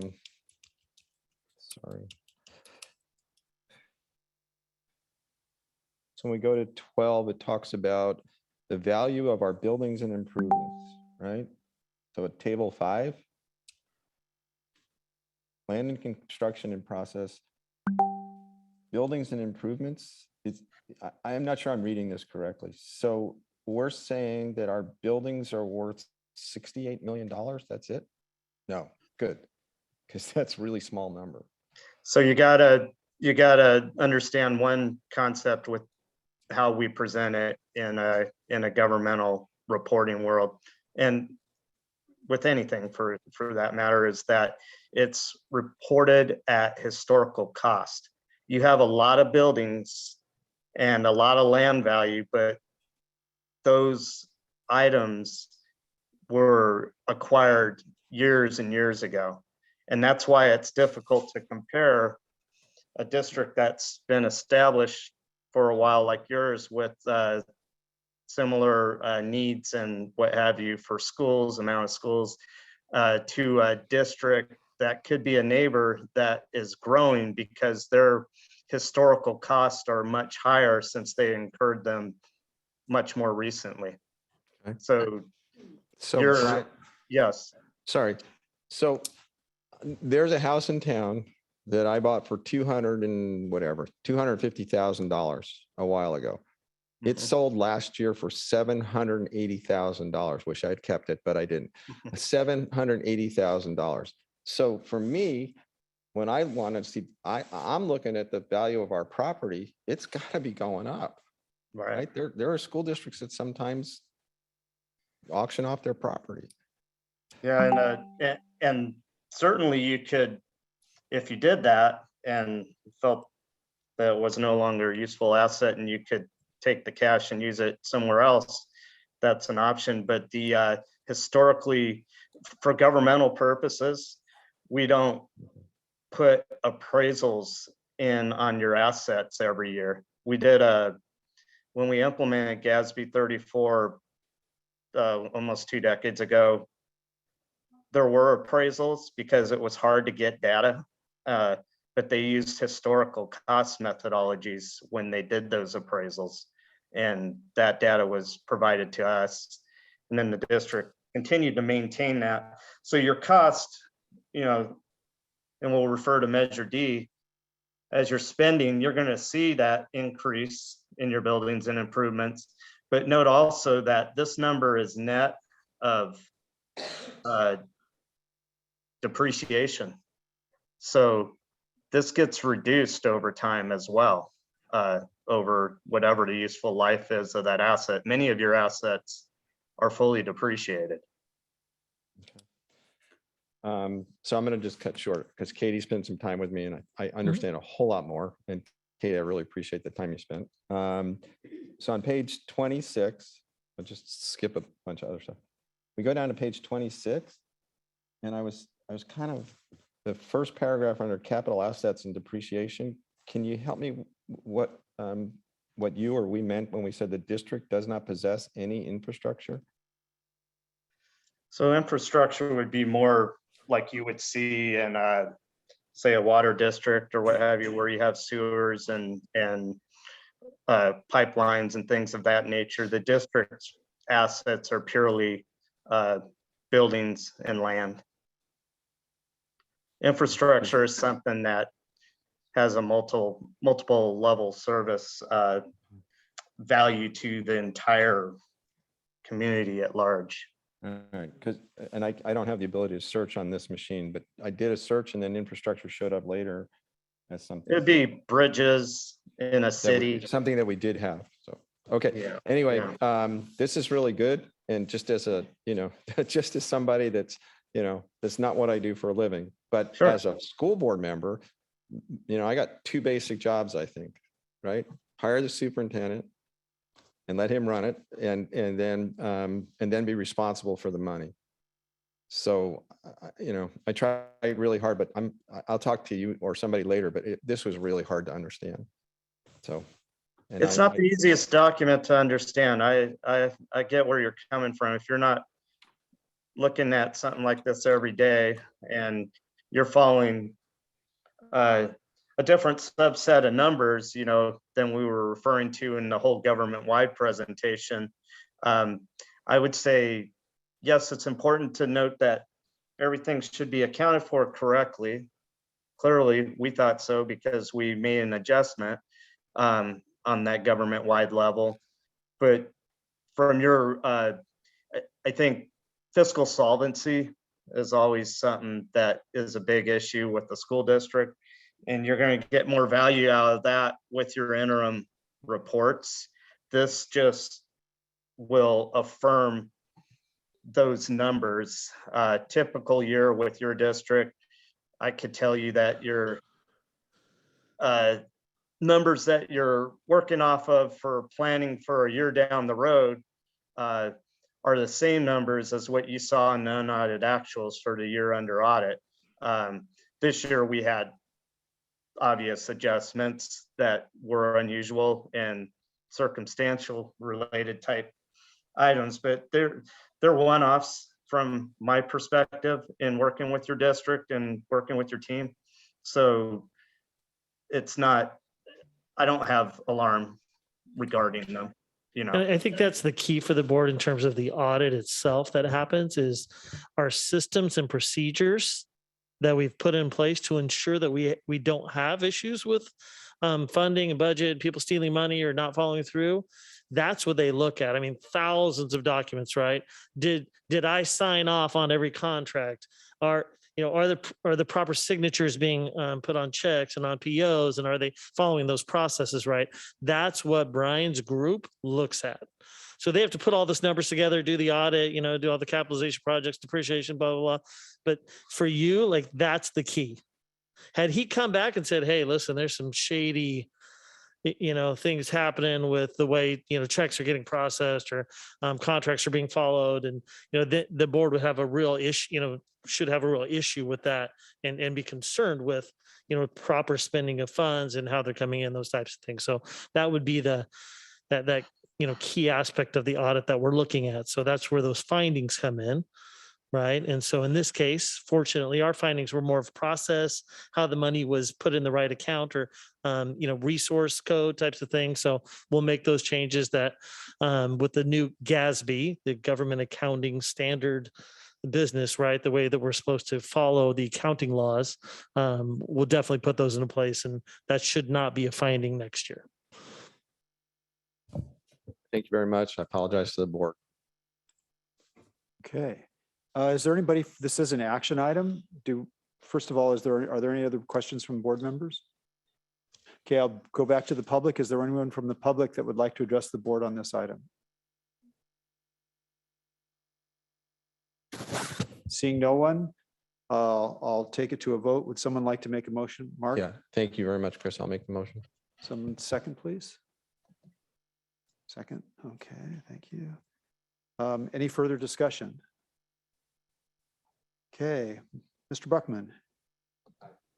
Dr. Eisendrath Rogers. Ms. Dobler-Drew. Mrs. Sheffer. Mrs. Frame. Mrs. Roger. And I'm a yes. Motion carries 7-0. Item 9.02, present the 2020-21 audit report for the building fund. This is Measure D. Mr. Pinkerton? Yeah, so Measure D, much like our financial books for the school district, Measure D has its own separate audit, and it's twofold. There's a financial audit, much like you just saw for the school district, but they also do what's called a performance audit. So not only do they ensure that Measure D is being, again, the checks are being processed, contracts being followed correctly, those types of things with the financial audit. They also ensure that the Measure D dollars are being spent as the voters voted, right? So they look at basically the bond language and they ensure that all of the projects, all of the funds that are being spent up can be, correlated right back to what the voters said that they wanted to approve for those funds. So Brian, you can give a quick synopsis of that, but it looked like everything was very clean, no findings, and everything was in order. Yes, so this, the first portion that Ryan referred to was, it's more or less an extract of the building fund of your district's audit report, specific to Measure D. We have a couple summaries regarding what we tested and the results of that testing. We sampled 40 transactions because the audit world, we live in samples. What you get out of 40, you don't get much more out of as far as accuracy. So you'll see that we tested almost $16 million worth of expenditures out of the 24 million spent during fiscal 2021 for a total of 65% tested. And no issues to report in our sample. Thank you. Questions from board members? Anyone? Okay, this is also an action item to accept the Measure D audit. Mrs. Dawson, is there anybody from the public that would like to address us on this? Okay, seeing no one, I'll bring it back to the board. Would someone like to make a motion to accept this? Mrs. Roger? Yeah, I would like to note that it's an exceptionally clean audit, and we're grateful for the oversight that the district has provided and the Bond Oversight Committee has provided to ensure that the public's money is being spent appropriately. And that said, I will move approval. Okay, would someone like to second that? Mrs. Frame? Any further board discussion? Seeing none, I'll bring it back. Mrs. Roger? Mrs. Frame? Mrs. Sheffer? I'm a yes. Dr. Eisendrath Rogers? Ms. Dolber-Drew? Mr. Buckman? Motion carries 7-0. Thank you very much. Thank you, Brian. Thank you, Katie. Item 9. Have a good evening. Thanks, guys. Thanks, everybody. And thanks for all your hard work. We really appreciate it. And it's really nice to see that we got the clean audits. I know we have had a couple of minor issues that you talked about, but overall, I think we can say that we have confidence in our accounting systems, in our fiscal systems here, and that the audit reflects those. So thank you very much. It's our pleasure. Item 9.03, multi-tiered system of support, update number 6, focus on academic achievement. Mrs. Storm. Good evening. Great to see all of you. This evening with me are the 3 TOSAs that work in ISLA with MTSS. We have Jenny Appel, who is half-time.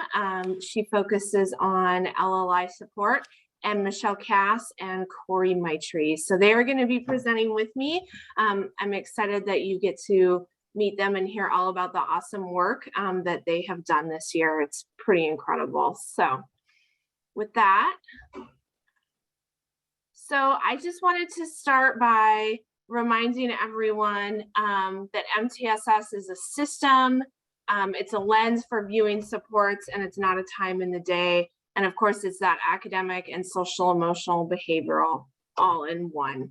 And our scope this year is large, thanks in part to the one-time money that has come in because of COVID.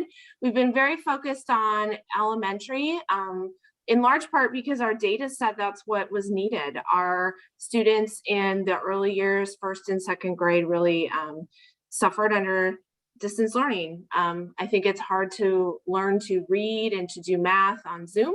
And we saw that play out in our data. We have 11 MTSS teachers at 9 schools, 32 academic intervention teachers, 24 aides, 2 full-time TOSAs, a half-time TOSA, and then me, principal and special assignment. So it is a large effort with a lot of people making all of this work, but it's exciting because it's amazing what we've been able to do in just half of a year. So I'm going to turn it over to Michelle Cass to pick it up from here. Michelle?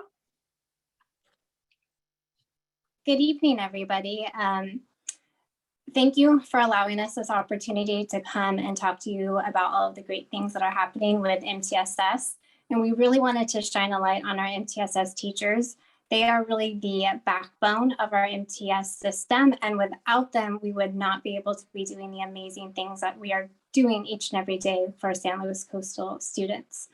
So just to kind of give you a little snapshot of what their job duties look like at each site, they are instrumental in providing support in Tier 1 and Tier 2. They meet regularly with their site principals, coordinating with classroom teachers, overseeing academic intervention teachers, and also the MTSS instructional aides. So in addition to coordinating all of that great work, they are also responsible for supporting students. So they each run a small intervention group or an LOI group. They are also a part of their site ILT team, providing meaningful PD through the MTSS process. So they have so many MTSS duties. They are also stepping up to the plate. They are coordinating SSTs or SST coordinators. We have some of them who are also EL specialists. They are overseeing extracurricular activities. So they are just a very, very robust part of our MTSS work. And without them, we would not be able to impact as many students as we're able to through this MTSS system. And my colleague, Corey Maitrey, is going to go a little more in depth into Tier 1 and Tier 2. Thanks, Michelle. Like Laura said earlier, we focus a lot on Tier 1 and Tier 2 with our MTSS teachers. And really, we always are really striving for that Tier 1 instruction to be the best it can be. And one of the aspects of our MTSS teacher role is to work cooperatively with both principals and classroom teachers to make that Tier 1 instruction be the best it can be through ongoing professional support and digging into data on our students. And we're really fortunate in this district to have classroom teachers that are committed to being lifelong learners and setting that as a role model for their students. And our MTSS teachers are leading that professional development this year through the lens of clarity. And what that means really is we're centered on 3 questions that we want our students in our classes to be able to answer. And those questions are, what am I learning? And why am I learning it? And how will I know I've learned? And ongoing, if you go to the next slide, we're also really digging into expanding our Tier 2. And remember, Tier 2 is really tailored to students who need more academic support. And this year we had an undertaking that at our 9 sites, they picked a time block anywhere from 30 to 35 minutes across a grade level for win time or what I need time. And during this time, classroom teachers, AITs, and MTSS teachers are providing really targeted support in the form of small group instruction, whether it be around reading, whether it be around math, it could be around writing. It really depends on the student and what they need. Some students are getting challenged or extended learning, or some others might be receiving level literacy intervention. And it's a really coordinated effort. And if we dig in a little bit more to the numbers for Tier 2, you're going to see that we are supporting in Tier 2 over 575 elementary students that are receiving level literacy intervention. And like Laura had mentioned before, we have around 37 AITs or 32 AITs, but we also just know that teaching LLI is not just our AITs, but our MTSS teachers are pulling small groups, as well as our TK teachers step up in the back half of their day, and they also help sites, whether it be in kinder all the way up to 5th or 6th grade. Our AITs have received over 25 hours of training or on-site support. Just recently, I believe on the 7th, we had a training that focused for our AITs on comprehension. And then we also have another training on the 28th where we'll dig in a little more to phonemic awareness and phonics to help kind of embed the needs of our students during that LLI time. And at the beginning of this year, Michelle, Jenny, I, and one of our MTSS teachers, Erin Clyburn, also provided a training for our IAs, our instructional assistants, because we heard the need, and what we provided was classroom management support, They got a rollout of kind of the Bridges curriculum that we see, and they were also provided a toolkit to take math activities to help support classroom teachers, because our IAs are pushing in during math to help the teacher be able to run those small groups in math instruction.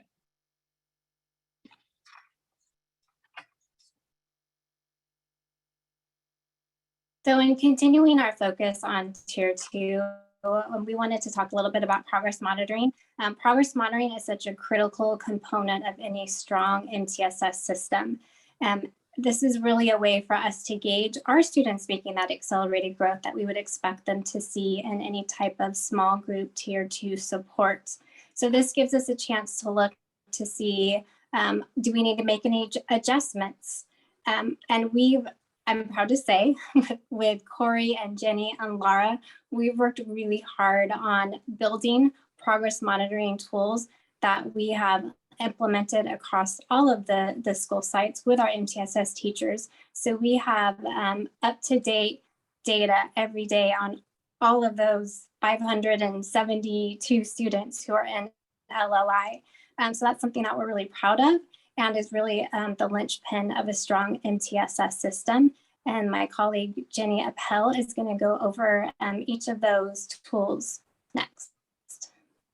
Thank you. So this is an example of a snapshot of a second grade student in our district. And so part of our progress monitoring in LLI is for every student to get a reading record about once a week. And when we get this data, the AITs or the MTSS teacher, whoever has the group, enters this data into a Google form. And what this is showing us, it's showing us that reading record. How did the child score? What was the accuracy rate? How was their fluency? What about their self-corrections? Were they making any self-corrections? Or whether or not the book was instructional, independent, or hard for them. Okay, and then as you can see here on the right side, there's a section for notes and comments. And this is what I find truly exciting, because this is an opportunity for the teacher working with the student to co-create a goal after they did this reading assessment on them. And then they have a chance to share this goal in the Google form. And then the MTSS teacher can share this information with the classroom teacher. So this really strengthens that bridge between intervention and the classroom. And MTSS teachers are continually monitoring this data. They're looking for trends, concerns, and of course, celebrations, which there are a lot of. Next slide, please. Okay. So once we have this data in the form, this is a snapshot of the previous student that we just looked at, their goal line, okay? And so every LLI student has a progress monitoring goal line. So what I want you to notice is as the AIT is, or MTSS teacher is making this goal line for their student, first they're going to graph the grade level proficiency line. And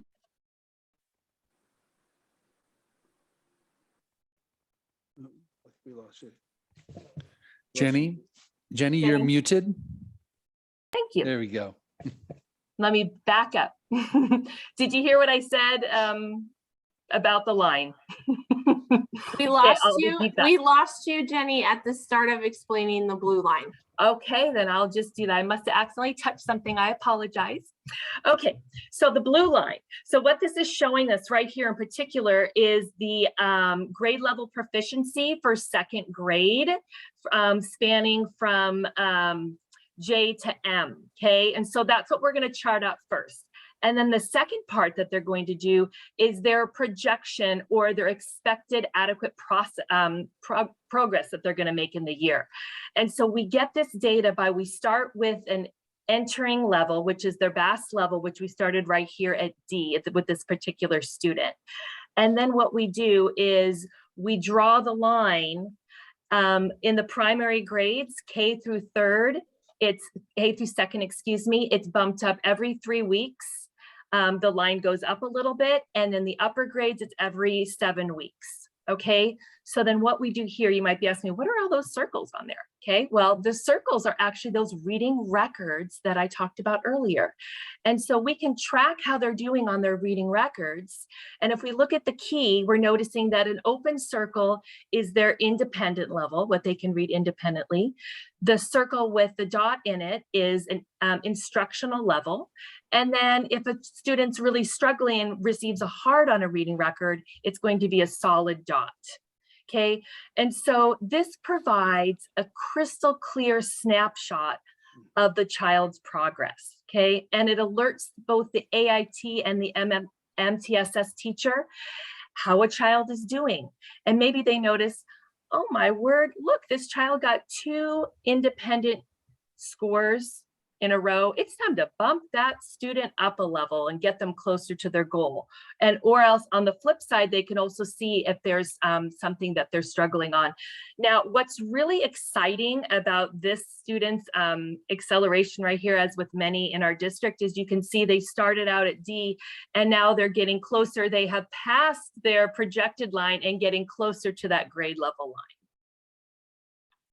Thank you. Yeah, Mrs. Freeman has a question, and then I actually have a question too after Mrs. Freeman. Yes, Jenny, thank you for this information. I was just curious when I was looking at this. Is that better, Miss? Is how many weeks is this? So this student right here this is the 14th week. Is that what I'm looking at on this particular sample? Yes. Okay, so and so typically how many months are these students in an average in the intervention, could we say? Okay, and that varies from student to student. It's possibly an average of a 20-week program. However, it depends on how much learning that child needs to do in that year. So if the child is starting further away from the grade level progression, it's going to take them a little bit longer to achieve that. Okay, and my follow-up question, I'm sorry, Mr. Unger, is are we, once a student is exited from the program, then how are they tracked to make sure that in tier 1, they're staying on that same trajectory of, meeting the grade level benchmark and staying at that benchmark? That's a wonderful question. Well, we use the BAS system to we administer that at the trimester so we can check in to make sure that they're still maintaining that progress. And we also, any child that is in the system, we kind of have what you would call a watch list. So we keep our eye on them and make sure that they're receiving the support and still accelerating. And some MTSS teachers have decided to use weekly progress monitoring during win time on those students. We have a school where we have a few 6th graders that they were a little bit concerned about exiting. And so Corey has actually been going over there every Friday and doing progress monitoring for them to make sure those students don't slip back. So we've got tools in our tool belt for sure. Mr. Unger, did you have a question? I do. I was just wondering, I'm looking at this chart and I'm wondering how this relates to the standards-based report cards and how this translates to what would actually go on a student's report card. Yeah. I can take that one. So, so for this student to have a 3 on the main report card standard for reading, which is 1.10, they would need to be at this blue line. So here at the beginning of the year, they may have been, a 2 or even a 1, but now, I mean, looking at this, by the time if this student, if this boy continues this, he is going to be at a 3 by the shaded line, which is the report card. So it's more to make sure that they are moving at the projected rate, and we don't have students that are stalling, and we can catch it quickly if they are and change the intervention. So I think what you're saying too is that the classroom teacher is also heavily involved in this and is having regular conversations with these teachers. Oh, absolutely. The slide right before this that had all of the data for the student, our MTSS teachers share those with the classroom teachers. pretty regularly so they can see what's going on, and there's a lot of communication. And my final question is, how does this relate to the FastBridge assessments that we're doing? And what do you expect to see based on this, the FastBridge assessments, and what we're going to be doing with the state test this spring? How's this? How are you guys envisioning all this working, and what are you kind of seeing the trend right now? So I will share some data with you in a couple slides that's encouraging. Okay. But what I can say is we are looking at how these students are doing on FastBridge, especially, second and up takes it 4 times a year. And then our K1 just does it 3 as a screener. So we're obviously going to be looking at alignment. FastBridge gives us a Lexile level, and this is a lettered level from BAS, but there are some correlation charts, so we can kind of take a look at that. But I would say this, that if this student takes FastBridge in March and it says that he is low risk, that's going to be a big win. Okay. That's going to be, at that bar. Okay. Eve, you have a question? I do. I have a couple of them. First of all, thank you for the presentation. It's looking very good for this student. But I had a question about between week 7 and week 10, there's a big, it goes from November 1st to December 6th, and that seems like a long time to go without an assessment. Was he in quarantine or something? That is conference week and Thanksgiving. Mm-hmm. Oh. Yeah, we have a lot of days off in November, but we do have a lot of students. That brings up an interesting point. We do have a lot of students that have gaps because of absences due to COVID. So we'll have to see how that plays out.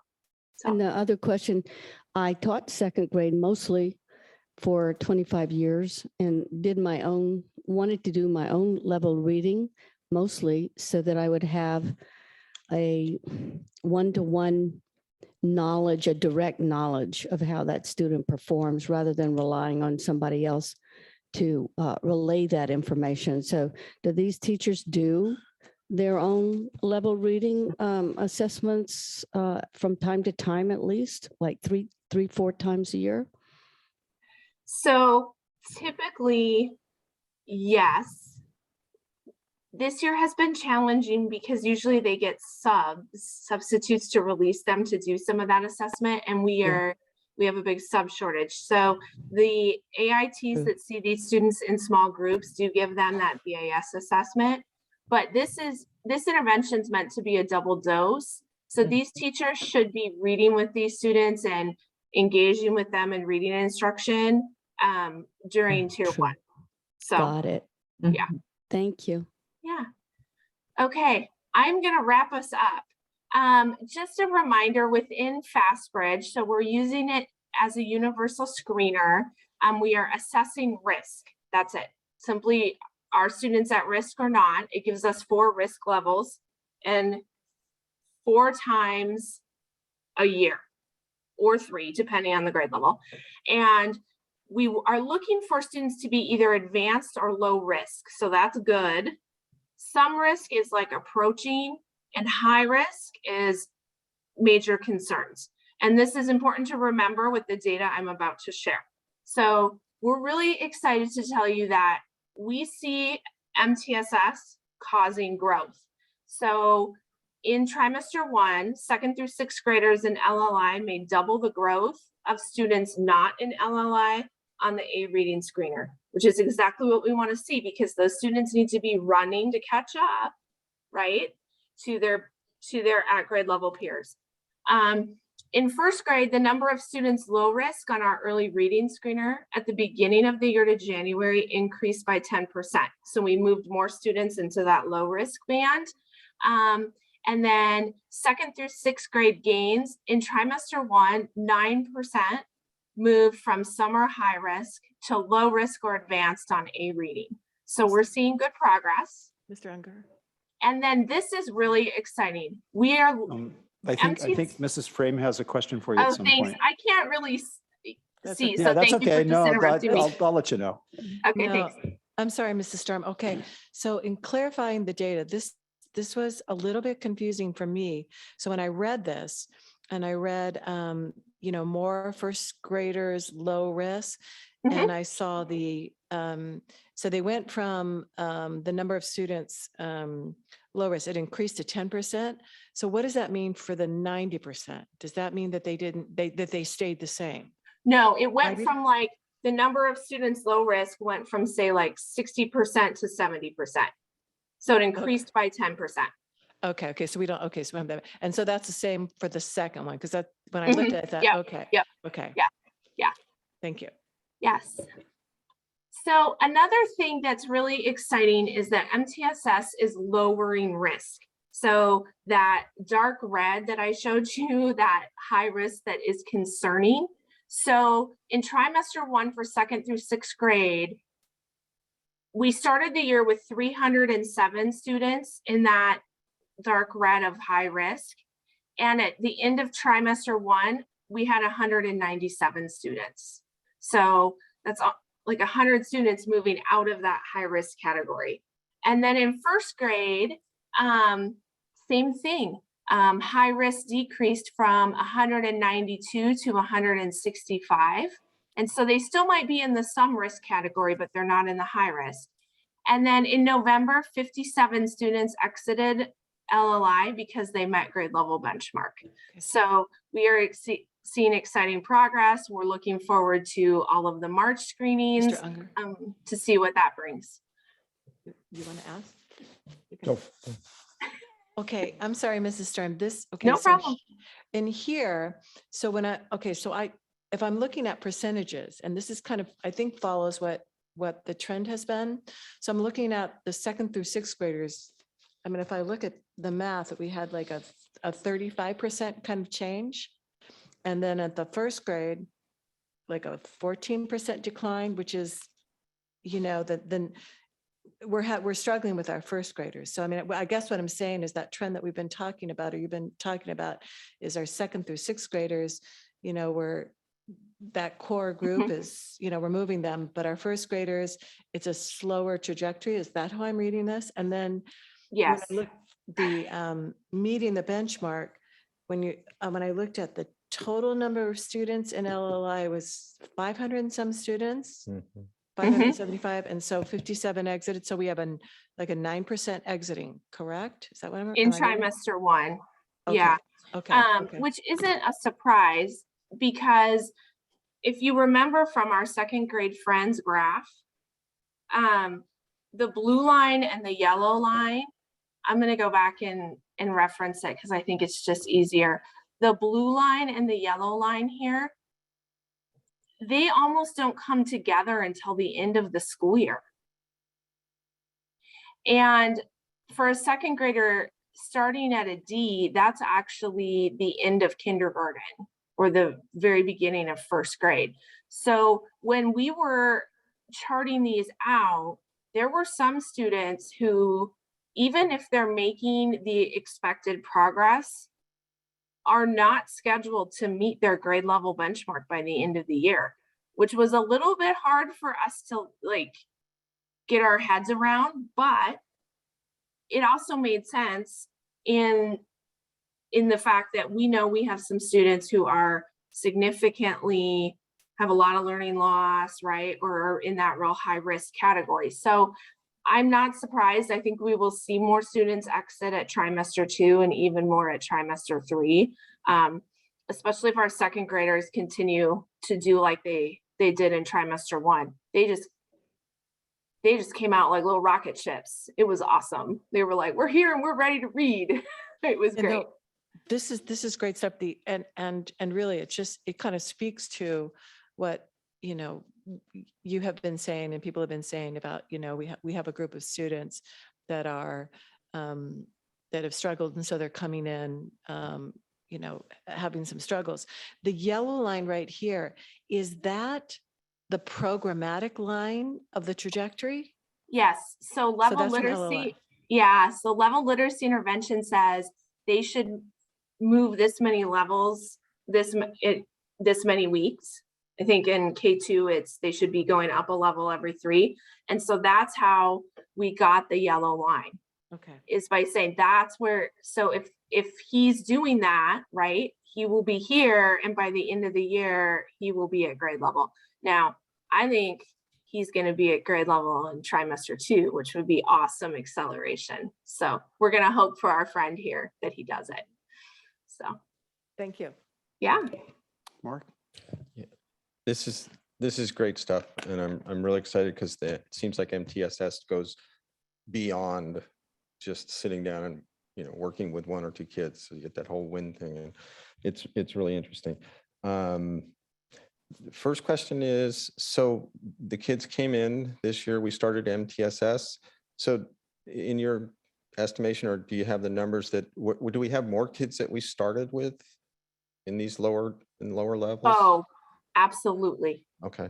Absolutely. And I think part of why first grade has been challenging is what we noticed, and I would love for Michelle, Jenny, or Corey to pitch in on this too, is they came in as usually first graders are kinders are supposed to end at a D, and they'll come in sometimes B or C.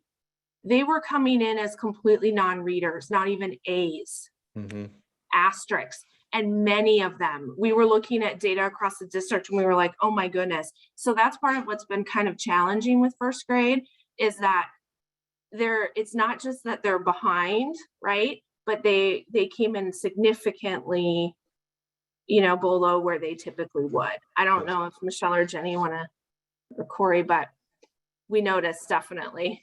Yeah. So for me, what triggered was, so some of those kids would have been pretty accelerated maybe, or they would have been better than D. And so they were maybe more tuned in and to making this leap. So it's still, they needed this extra help. But I've tried to ask this maybe before, and so we have this new program. Well, I'm assuming we had a program before MTSS. Yes. Okay. In that program, did we see gain? And do we know whether this gain is any better than what we saw? I know it's more comprehensive, but. Yeah. So I almost want to put Jenny a little bit on the spot, because she has worked with level literacy intervention for a number of years, both within MTSS and outside of it. What I would say that is really different now is the systematic data collection and how much we are watching these students to make sure they're progressing. Before, that was really left up from site to site. And really it was up to the principal. Right. And now there's a dedicated person there that is, looking at this data, making sure these students are moving. I don't know. Jenny, what do you think? Yeah, I was going to say that has been this is my 6th year supporting LLI, but my first year of having the privilege of being part of this MTSS system. And yes, we saw growth in the past, and it was, by school site, and it was dependent on the principal, and we would always see, we'd see growth and monitor things, but it wasn't as systematic, and it wasn't as documented, and it wasn't as well supported, because we just didn't have this army of support behind us. So that's the really exciting thing about it, is I already knew it was a wonderful program and it was taught with fidelity and we had training, but now it encompasses so much more. And that progress monitoring and that systematic approach, how is very supportive to every student, to all students, and the equity piece there. Just one more, Chris. That's really exciting. And so now you have this data, and I may have missed it. Is this shared with the parents more regularly than, parent conference at the beginning of the year, parent conference at the end of the year? We don't have anything systematic as far as the data sharing with parents. Perhaps we'll get there. Maybe that's something we can put on the next year list. We already have a next year list going. But I would say that I suspect teachers are speaking more to progress because they have this data. So they can it's easier for them to have those conversations with parents because they have a good handle on it because there's a system for the data and looking at the data. And what's really exciting, if I may add to that, is that it's a weekly sharing of information from the LLI support to the classroom teachers. So they're getting that weekly update so that we can jump in and have those celebrations and jump in and troubleshoot if we're noticing that they aren't progressing. Thank you, Chris. Thanks, guys. Sure. And I would point out that two of the board's initiatives were data collection and closing the achievement gap. And it seems like we're right on track given what you're telling us right now. So thank you. Let's We continue on, sure please. hope so, but we'll be back in the spring with more data, I'm sure. So thank you, guys. Okay. Is that it? Well, I want to just, first of all, I'll go to the board to see if the board has questions. Is there anybody from the public that would like to ask a question? This is not an action item. Seeing no one. And I just want to thank, oh, Mrs. Frame, I'm sorry. So I guess I'm, wondering is in our, next steps in moving forward, will and that the update that we get or the final update about this, will we be receiving information about the transition? Because I'm assuming the level that support that is this year, if the program is successful, it's where it'll be needed less. And so there will be, kind of a, the more successful it is, the less it's needed, right? Okay. Yes. We hope for that. And when we were working on LCAP last year, and Ryan, feel free to jump in on this too. We really were thinking of this as a 3-year plan, especially with the MTSS teachers at the sites. But as academic intervention teachers maybe decide that they, really want to move into retirement or they want a full-time classroom teaching job, we may look at data and decide, okay, we don't need 32. We can do 25 or whatever that might be, and kind of trim down as data warrants. So yes, you're exactly right. If we're doing a great job, we will work ourselves out of this.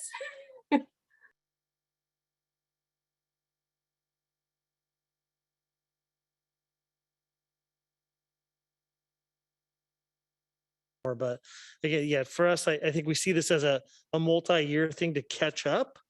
I'm really hopeful that things like full day TK, full day K will get our kids a lot more prepared so that we have less kids who need LLI. I mean, that's kind of that would be the goal, the hope, the want. But also I think for Laura and her team, there's some kids that are they may need to take the same amount of support and narrow it down on less kids even, to make sure that we get those kids caught up to grade level too. So there's just different ways I think of doing that, especially for me, a lot of resources at the K1 too, but man, those 6th graders moving on to middle school, into the high school level, like those are the kids that we want to make sure we have those extra interventions for us too. So it'll be interesting to see how this kind of goes throughout the grade levels too, and we tweak and move it as we go.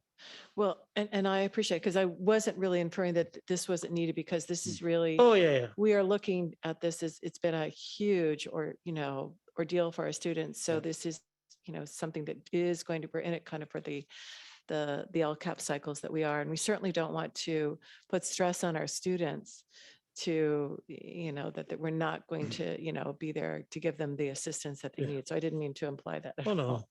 And the one thing that I believe we need to build into our frame of reference when we talk about this work, we also have to look at the summer months, the weeks and valuable time in our summer, that if done right or done correctly with the right focus, we can really close that gap, especially among our kindergarten, 1st grade kiddos who might not have met that apex on the trajectory.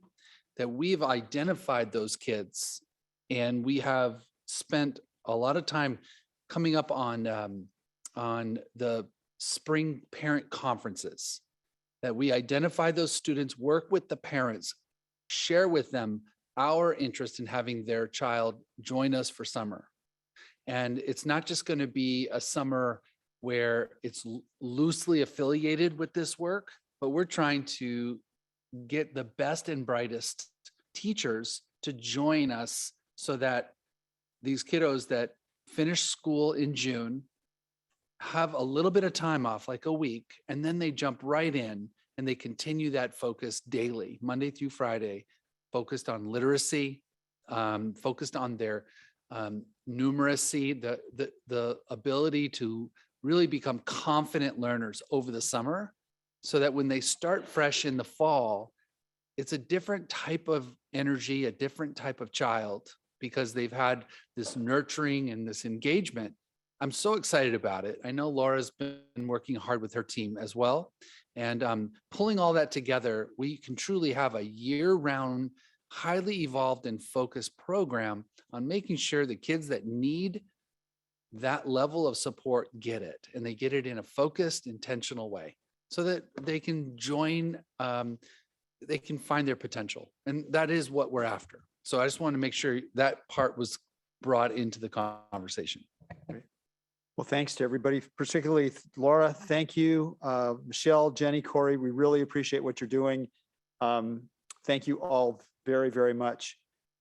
I'm going to ask the board whether you want to move on to 9.04, which is the secondary achievement data right now, or if you'd like to take a short break right now. It has not been an hour and a half. However, I suspect that this will also be a longer item. So what would the board like to do?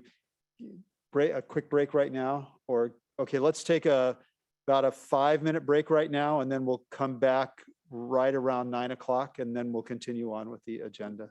Thank you very much.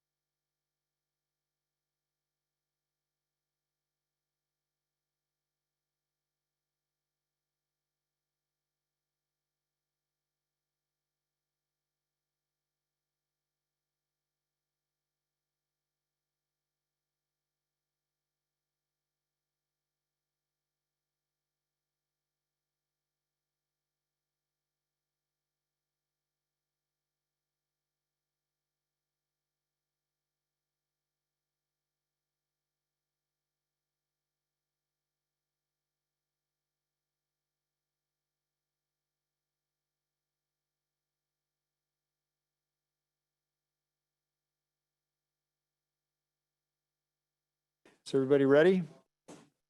Mr. O'Connor, I think we're ready. Mandy, we're going to start. Okay, Mr. O'Connor, take it away.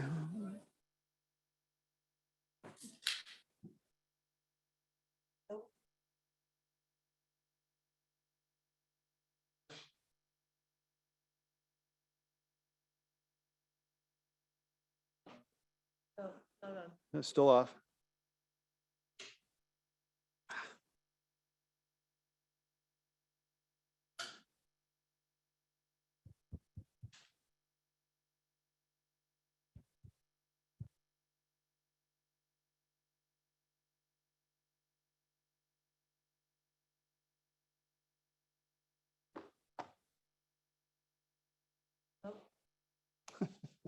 Use your outside voice. Yeah, use your coach voice there. You're coaching for your soccer team.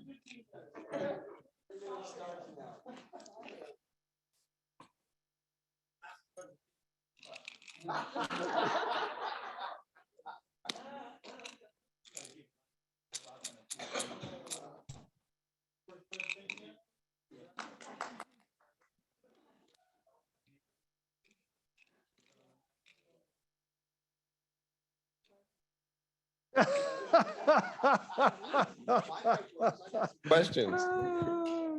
Yeah, just do it.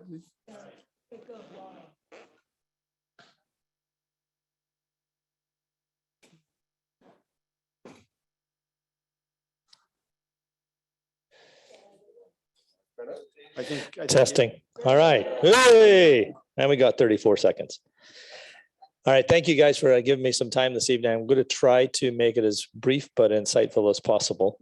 You know, I've had the honor and pleasure of speaking with you guys with regard to A through G data and AP enrollment data and CTE completion data. But in this presentation this evening, I wanted to give you a different kind of view and perspective. It's a view and a perspective that at the secondary sites we use quite regularly. I want you to know that because a lot of time with our students, we'll look at D and F rates at specific grading periods.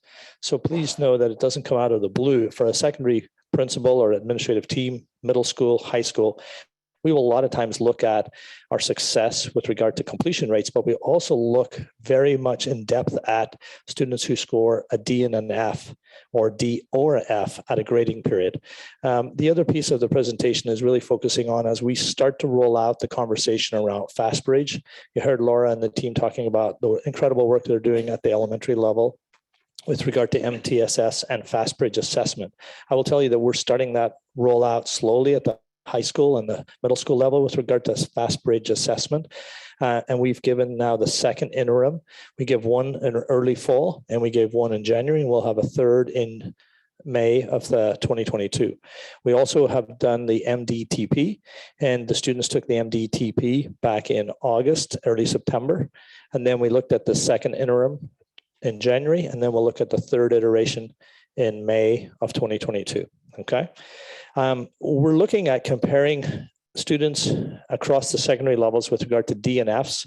We're looking at last year, first grading period. So at the high schools, both of them were on a semester program, if you remember this time last year. And in the middle schools, again, all four secondary schools were on distance learning at that point. And this year, we have students back in session. And then when we look at the DNFs across the school campuses, we want to see what does it look like for significant subgroups at each of the campus. And I'll try and keep it on a broad aggregate level, and then you can fire some questions as you will. So obviously, as I said, we wanted to compare district data for the four secondary school campuses last year during distance learning. What did it look like for students in distance learning 2021 versus back in person? And as you see, what we would expect, we're seeing our students be more successful when it comes to DNF specifics as they're back in person. We're seeing less and less students receiving Ds and Fs in their grades, in their classes, than they did when they were in distance learning across all of the campuses. When we start to break this year in person, first grading period for San Luis High, we start to break down those Ds and Fs for students in person by significant subgroup. And we're breaking it down by gender, we're breaking it down by ethnicity, white, Hispanic, we're breaking it down for EL, RFE, we're breaking it down for special education, we're breaking it down for SED and non-SED. And in this example, as we work our way through the secondary schools, we're trying to show you what is the population overall, what percentage of the overall enrollment, and then of that, how many of that subgroup received a D or an F in their first grading period, first trimester. And we see certain patterns and trends jumping out. Ms. Frame. Yeah, one of the things when I was looking at this data, and it's great data, is and I know you guys are really busy, do you compare this trend, or how are we trending with either surrounding districts with these kind of numbers and or nationwide? I mean. Yeah, it's a great question. It's a great thought. I have not come across that myself, from a comparison, even within the county. I'm sure that it's something that we could probably, talk about and work with. But I will say that, we've had the last 2 years as we move to the new system areas to try and grab that data pre-pandemic, 2019, 2018 is a little bit more problematic because we were in power school at that time. But as we start to move forward, this is something that we would be consistently looking at. Yeah, I don't even know if it would be helpful in the sense that, these are our students, Yeah. These are the ones we can Yeah. really have an impact on. So thank you. You're very welcome.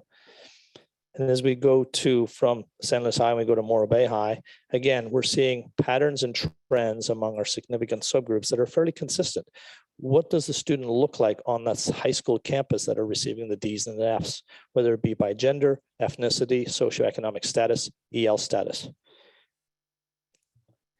We move to the middle schools and we see similar patterns, and we see some patterns and trends within the middle schools at Los Osos Middle School, and then we'll move to Laguna Middle School that raises us to, causes us as a secondary level and at the site leadership teams to work with the counseling team, work with teachers to think about and asking questions, as well as providing potential answers. Why are students in these significant subgroups receiving Fs and Ds in their course credits? Again, we're looking at Laguna Middle School. And again, you're looking at those significant subgroups, trends and patterns.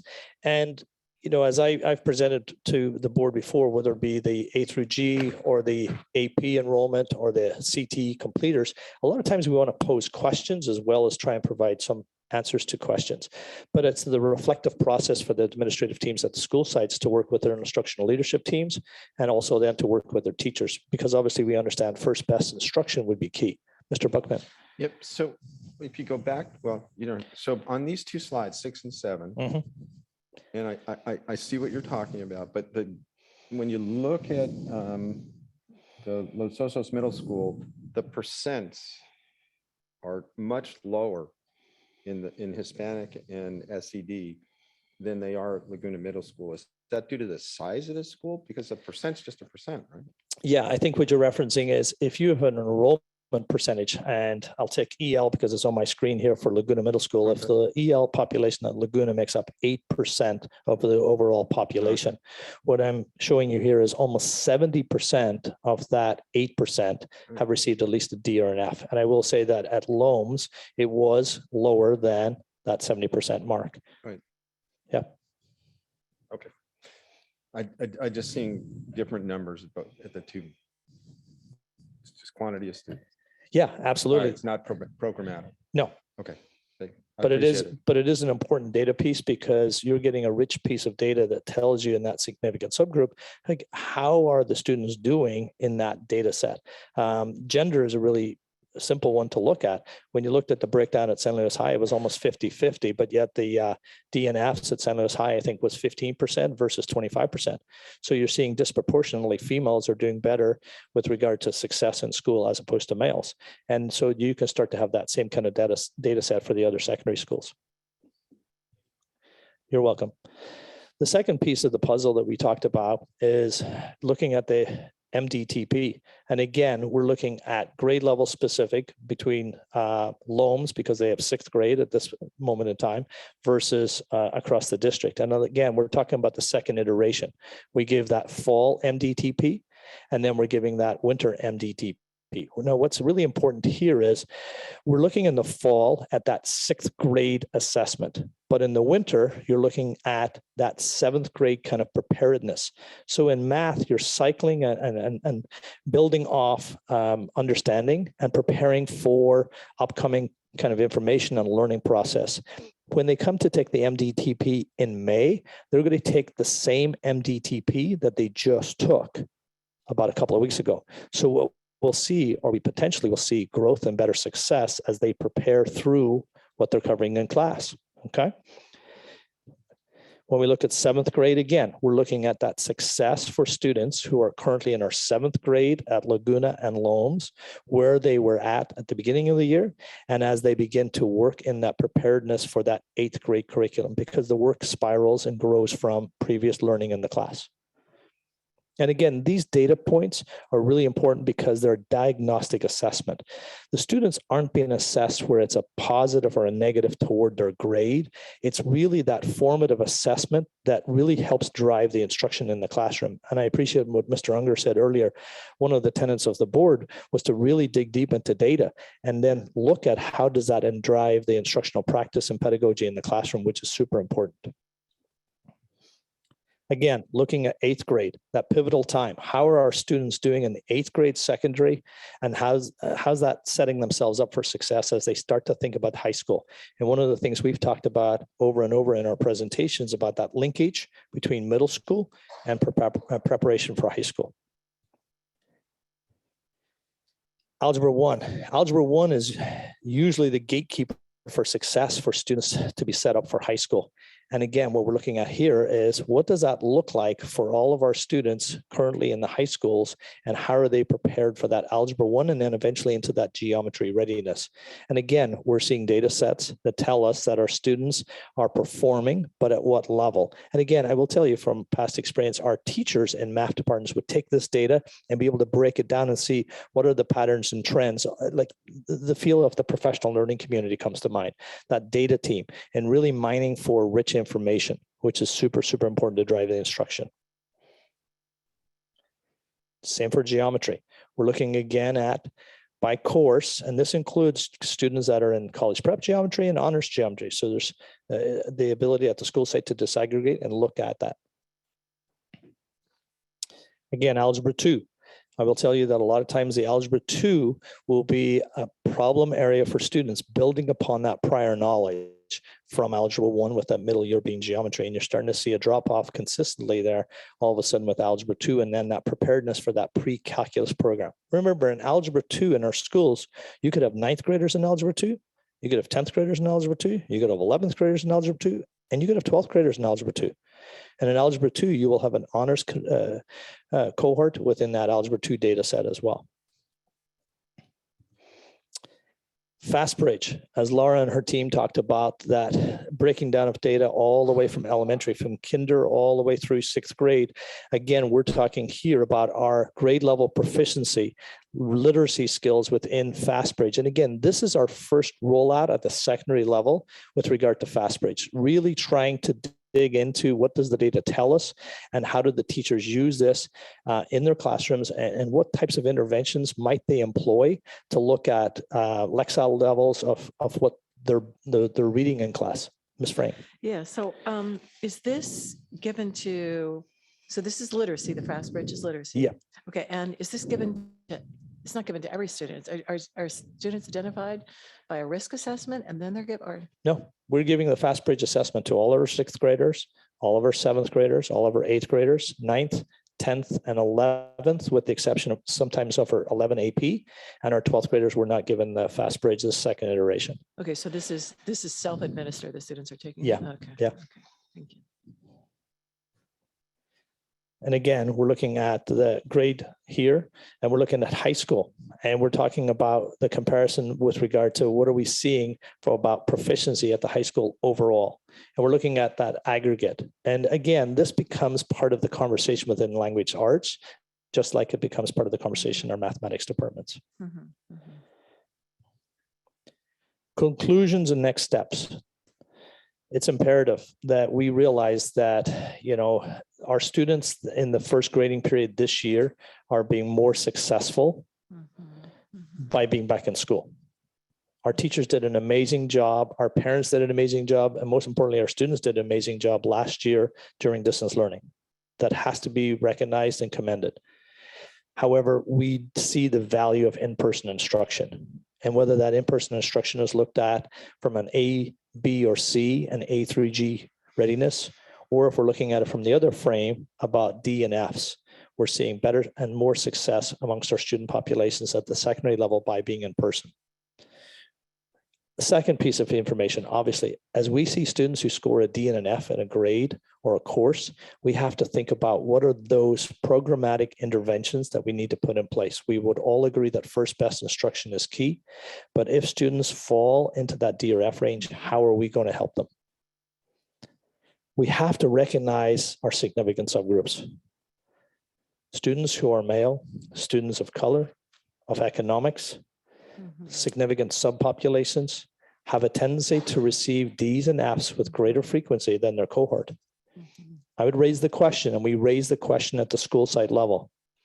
Is that as a result of learning and student success? Is that as a result of completion and compliance? And I think that's a powerful question that we need to constantly come back to.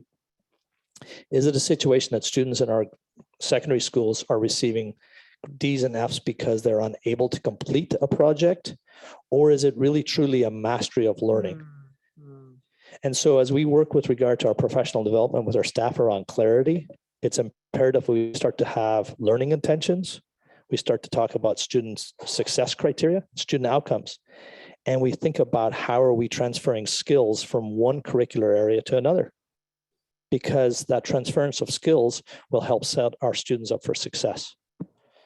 And then as we continue the conversation, we want to develop systems of support and robust opportunities for students if they need that summer enrichment opportunity, whether it be for enrichment or intervention, because we want to make sure that we set the students up for the next iteration, the next grade level.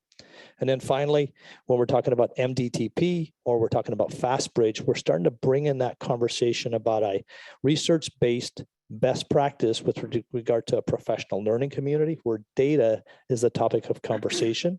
And at the same time, we're looking at best instruction and figuring out what are those areas of success that we're seeing that better move students toward A through G completion, college admittance, career readiness, whatever that may be. So this was a presentation about secondary achievement, but from a little bit of a different focus. How do we drill down to the students who are in that D and F range, and how does that correlate with students with regard to FastBridge and MDTP? And I'm sorry I moved fast, but I was hoping that would suffice. Ms. Frame? This is a great presentation, Mr. O'Connor. I really appreciate it. Two things.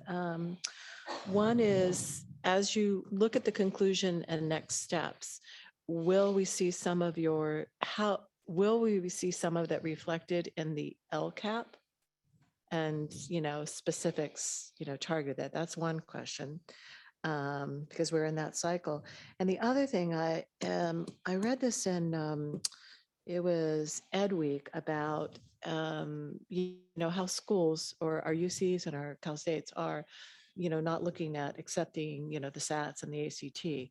And so they're looking at, GPAs and type of courses offered and leadership opportunities. Are we having discussions, with our staff that, these particular grades really, it's so much more weighted than, just that test that, some students take or didn't? I mean, those were, I guess, my two questions. Yeah. Do you want to repeat the first question again, please? Oh, how will your suggestions or your conclusion and next steps be reflected, or will they be reflected in the LCAP? Yeah, it's a great question, because we're having that same conversation with Mrs. Frost and Mr. Mayfield right now, because we're looking at building out what are those interventions and supports we need to build in at the secondary level to help a large number of students who receive Ds and Fs, because that's real for them right now. Graduation from high school is key for that student and for that family, but also that preparedness for the next step. So yes, that's an important piece of the LCAP conversation. The other topic of conversation with regard to the college readiness. It's really interesting. Our students who are in an AVID program at the middle schools were actually on the Cal Poly campus just on Friday with our AVID teachers.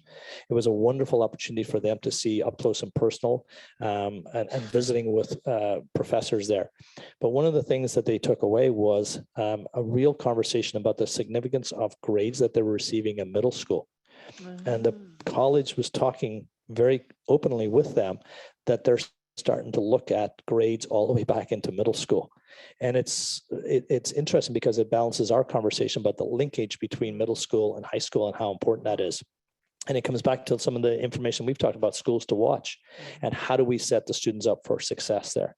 So yes, without the SAT, ACT, it's imperative that we and the students better understand. The other piece is this: on March 1st and March 15th, Mr. Pinkerton and I will bring to the board A through G grant that's available through the state of California, where one of those tenets is how do we increase the working knowledge of our staff, our teachers, and our counselors specifically to understand the nuance of A through G, and how do we bring more courses to the attention of students that fulfill those needs. And we've talked about that in our CTE planning. How do we find those double dippers, so to speak?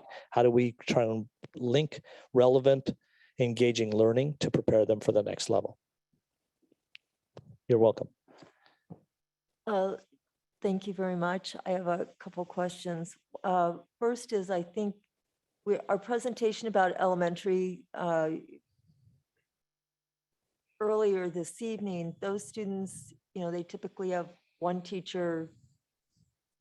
So at the secondary level, when students are moving between several teachers, and if a student is, I'm curious about collaboration between teachers and counselors and other administrators as the need may arise. So if a teacher knows that a student has a D or F in a math class, that same teacher may not be aware of how the student is doing in an English class.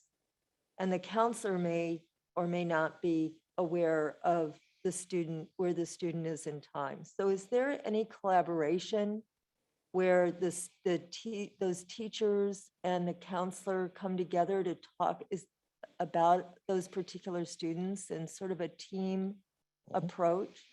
I will tell you at the secondary level, you will have proactive strategies used by the site administration to give and to sit alongside the counselors with the list of students who have received a D and F at the first grading period, and then take by course and sit as an algebra team or as a language arts team and sit and look at those students who got a D or F in that specific course.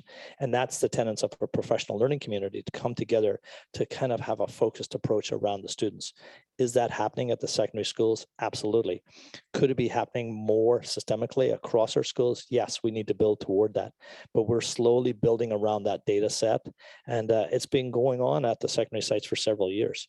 It's very common for us to sit at the end of the first grading period and look at our D and F list of students and look for patterns and trends and say, okay, how are we going to affect change within these students, and have a collaborative, collective conversation about what's causing those Ds and Fs. Okay, so then there is a way to look at it. Is the student perhaps having difficulties at home, but would otherwise be successful, or the student hasn't successfully or effectively built upon the learning building blocks, or is it a combination of both? So those attempts are made to identify the source of the challenges the student may be facing. 100%, and a large part of that also is the social and emotional learning component of it. Right. But another question is, why is that student achieving success in those two classes but not having success in those two classes? What's going on in that class, or what's the relational nature in those two classes that causing success whilst maybe not taking place in this class? So it's a whole student approach. Very much so. Okay, thank you. You're welcome. Leslie, I have a question for you. You said that when you took the AVID students to Cal Poly, that they were told that that college admissions officers are now starting to look at junior high school grades. Yeah. So can you tell me a little bit more about that? I mean, are they looking at trajectory? What do they look at? Because that, as you said, that really does really highlight the importance of middle school. Yeah. I mean, all of course, elementary school, everything that leads to high school graduation, but clearly what happens in middle school is important, and now more so than ever, Yeah, it's a great question. So I wasn't there myself personally. One of our Jane Holly took our team with all the students and with the teachers, and she came back and she said it was really fascinating because the professors and the missions officers are really having this genuine, authentic conversation about the importance of grades all the way into middle school. But I've sat in presentations that have been given by the UC system, UC Santa Barbara comes to mind, where they were emphasizing that they will give an increase in their weighted average with regard to language arts skills, for example. And a lot of that conversation starts with advanced courses, perhaps in middle school, whether that be in Spanish or whether it be in math, because they are showing that trajectory of students and where students will fall as they enter high school. So it wasn't necessarily you need to be in this specific course with this specific grade, but more laying that foundational work for those very important years that we call middle school. Okay, thank you very much. You're welcome. Questions from the board, Mr. Buckman? Yeah, thanks. Thanks, Leslie. I really appreciate seeing the D's and F's, because the kids that are doing great they're pretty much doing great. What comes to mind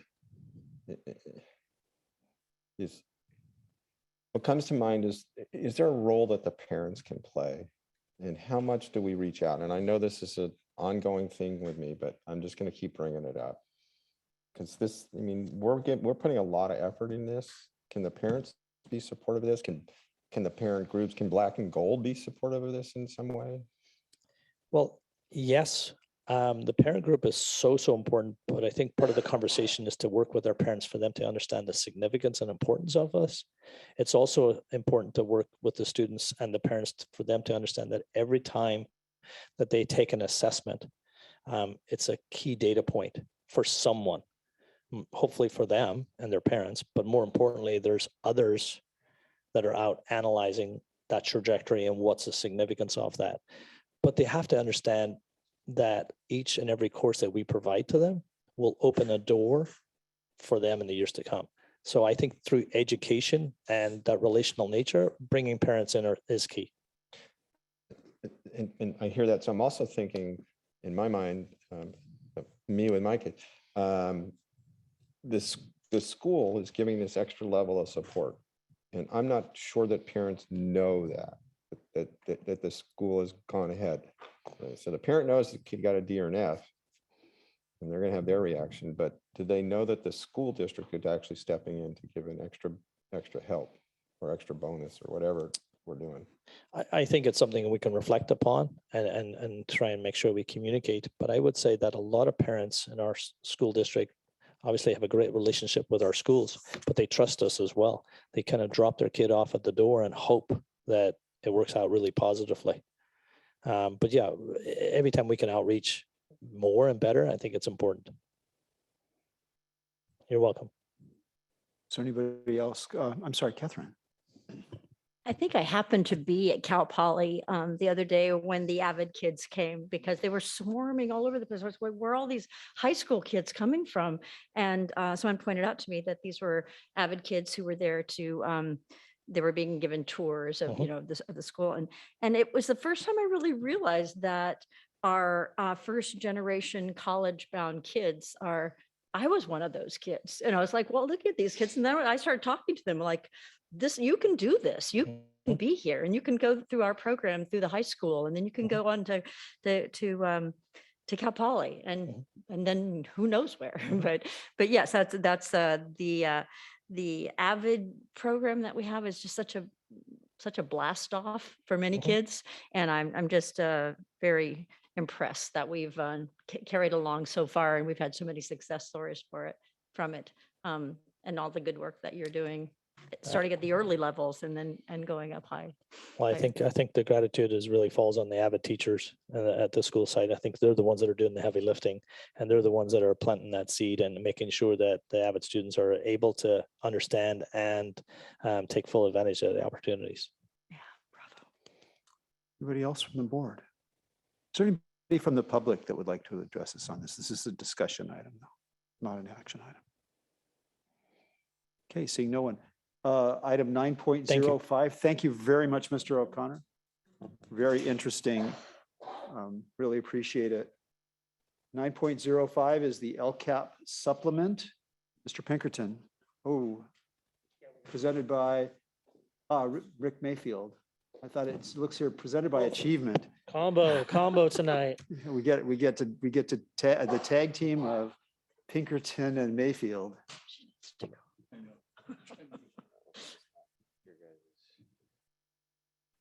Oh, and Jeremy too.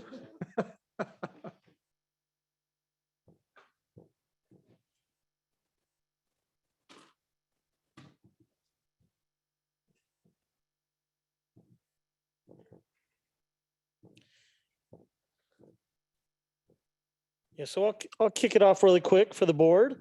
And then Rick's going to share some of the information as we go through it. It doesn't look like it's.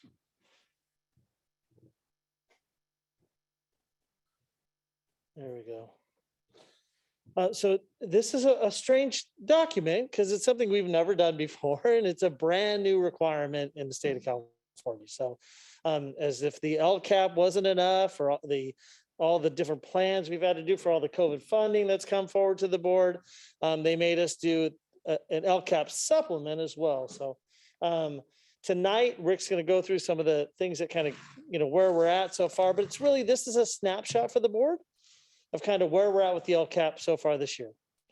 There's some information about student data. And I think a lot of this, honestly, is probably for districts that don't do the things that we do in San Luis Coastal. I mean, the board, you've been getting, it seems like every other meeting, a different MTSS update and student achievement results. I mean, tonight, classic example, right? So on and on. And so I think this was the way for the state to kind of force other districts to do what we've been doing all year. And so that said, the LCAP supplement is not something for you to even approve tonight. We're going to review it with you, and it becomes part of the LCAP process. So we'll be bringing it back to you for approval with the LCAP, with the budget overview for parents, all those documents that we normally do in May and in June. But tonight, we do want to kind of share this update. And so Rick will kick it off. Thank you, Mr. Pinkerton. So this is a state template, that we needed to fill out. The first prompt is regarding engagement. And as the board is aware, we do quite a myriad of engagement activities. We've held forums, several board meetings, information is presented. We go to specific groups like DLAC, ELAC, parent leaders, the district Title I Advisory Committee, the LCAP Advisory Committee, et cetera, et cetera. There are many opportunities for engagement on how we're going to spend the federal relief dollars that are out there.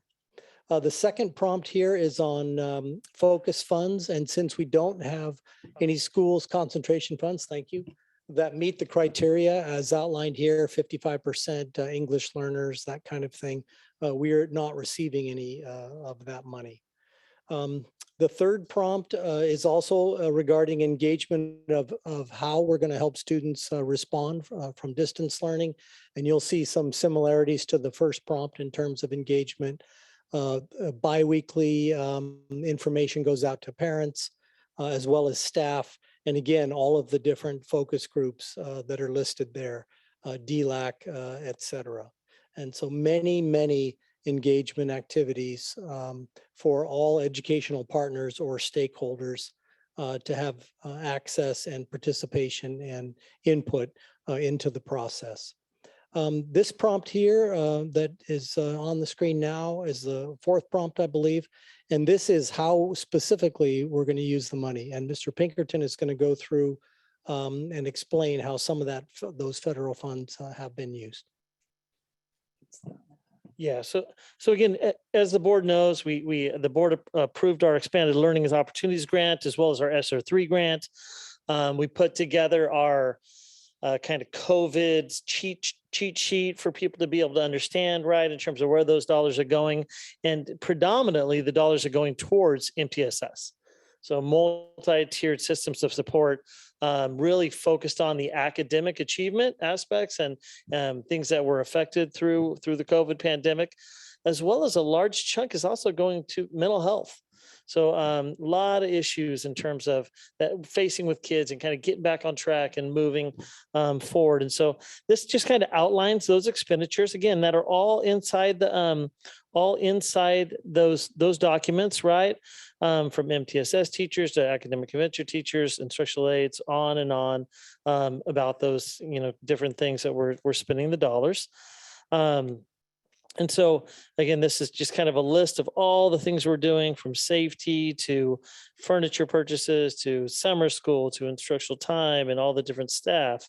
But really this next section, I think is probably, kind of the more important in that, as we go through COVID funding and we look at LCAP, we're really trying to mesh those two together.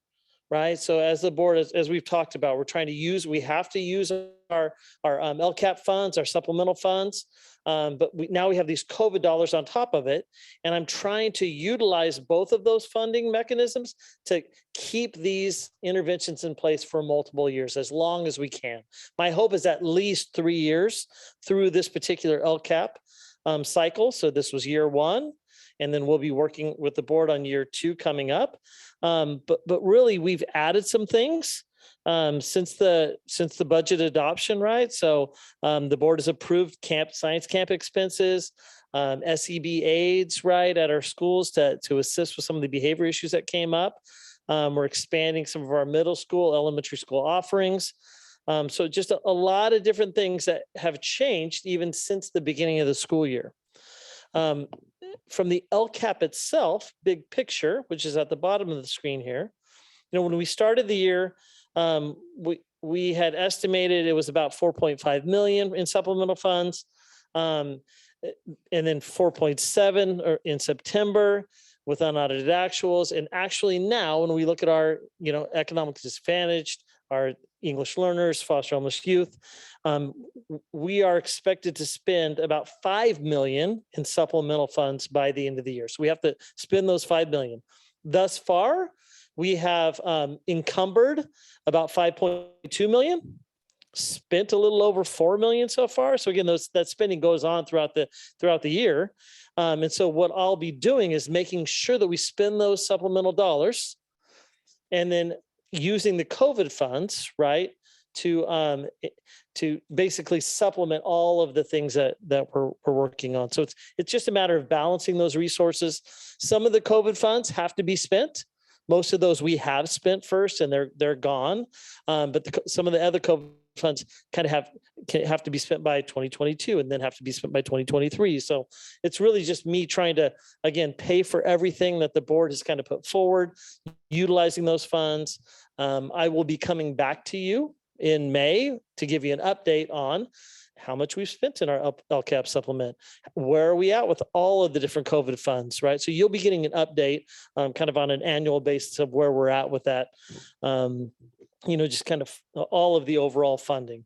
But I just, again, this part of this LCAP supplement was to kind of let you know where we're at today in terms of our overall spending with the LCAP, as well as our COVID funding. So we are doing a lot right now as a school district. I kind of shared with you kind of the overall LCAP. Katie Eklund has been fantastic this year. I mean, literally broken down every single LCAP area, what the budget was, what we've spent so far, what we haven't spent so far. Again, it's a 3-year plan, and even some of the items you'll see we haven't spent. We haven't done those things yet. I will just have to tell you, our staff can only take so much with everything going on. So there are some items that we've held back on. And then, we'll have to work with the board on whether we're going to continue those, add them on for next year if we didn't get to them this year. And then you'll also see that some of the things that we, anticipated in June, we do this budget in June when we don't really know the actual cost of things. We hired 110 people over the summer for MTSS. And so that's a big change, right, in terms of the actual numbers. But again, due to Katie's work and putting all that together and charting it, keeping track, this is the first year that we have to spend and show that we've spent every penny of our supplemental dollars. In the past, the LCAP was $7-8 million. You were supposed to spend those supplemental dollars to go through, but there was never a mechanism to kind of show that at the end of the day. And we always spent more than what we had to spend anyway, so it was never really an issue in San Luis Coastal. But now with the COVID funding, utilizing that, saving general fund as much as possible, those are things that we're going to have to chart, show, prove as we move forward. And so a big piece of that too, which Rick will have to do, and he's going to talk about next, is we have to show how we're doing on all of these metrics that move forward. And so Rick also pulled up, and I'll share it, the LCAP metrics for annual update. And he can just give you a brief description of what that looks like. And it should be a little familiar because it's basically what we had in our LCAP. Yeah, thank you. So as Mr. Pinkerton mentioned, this is a new document. These are all the metrics that exist in the LCAP that we set at the beginning of the year. And this is not intended to be a presentation on data and analyzing of the data, because all of the data in this document has been or will be presented to the board in different ways and in other presentations. You saw the secondary presentation that Mr. O'Connor did tonight. That data is in here. The elementary presentation that we did at the last board meeting, that data is in here. The youth truth data will be presented in front of the board. That data is in here. This is just to show that we have updated with the current data that we have, all of the LCAP metrics that exist in the approved LCAP from last year, and that we will update these at the end of the year, and that will become part of the 22-23 LCAP document that will come in front of the board for approval in June. All of the metrics in this document are arranged as the LCAP is into the three major areas. Number one would be first best instruction, and that's like your basic benchmark data in math and language arts. Number two would be interventions or multi-tiered system of support, and the metrics that would correlate with that are in that portion. And then as you scroll down into focus area 3, that's where you'll find youth truth data in the culture of care portion of the LCAP. Okay, so this document is to show that all of the LCAP metrics have been updated to date, and that we will continue to update these as the year goes on, and this becomes part of next year's LCAP. It has always been a part of LCAP to do an analysis of the data at the end, and then any changes that you make in the LCAP should reflect what is happening with that data. And you'll see that as we get into the spring and we start to bring the LCAP to you. Questions from the board? Mrs. Frame. Thank you very much. And just a lot of information to take in. When I look at the metrics, and this is where I am a little bit confused. And the reason why is when I look at focus area 1, and that's that, that board priority of all students will achieve substantial academic gains through that, first tier. And it's really, clear to me what we're looking. Where I'm struggling is when we go to focus area 2, and it says all LCAP identified subgroups. And I think I'm on, what page am I on? I don't know what page this is. Yeah, okay. Where it says all LCAP identified student groups will achieve substantial academic gains. So the state is looking at I know we look at all, but when I look at this table, I start to lose the subgroups that we're looking at, which would be our SED, EL, and our homeless and foster. So I'm just wondering, is there a way that we can move, that non-SED, the non-SED and the RFF and the students with disability up above along with that general? And then, because it really, is targeted for those three groups. Mhm. And I'm not sure why we don't have the homeless and foster, but it is that SED, EL, and the homeless and foster. So that's where when I'm scrolling through this data, I actually begin to kind of lose my focus when I'm looking at these, on those subgroups that we're supposed to be looking at. So Okay. is there a way that, Certainly, we could certainly add a table that would only have those subgroups within it. Yes. am I making? We do tend to report, everything so that, Yeah, no, so no, that it's no, all and I- there and contained within the document, but we certainly could do that. Yes. Okay.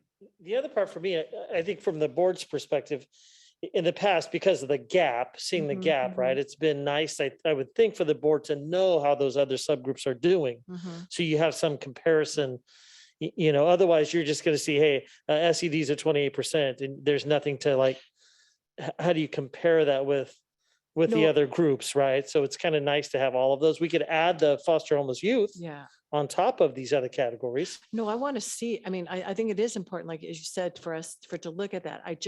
And I think, putting, when we look at that all data and we get that one number and it's, everything's mushed in, that's where it would be easier to see, okay, compare it in the groups.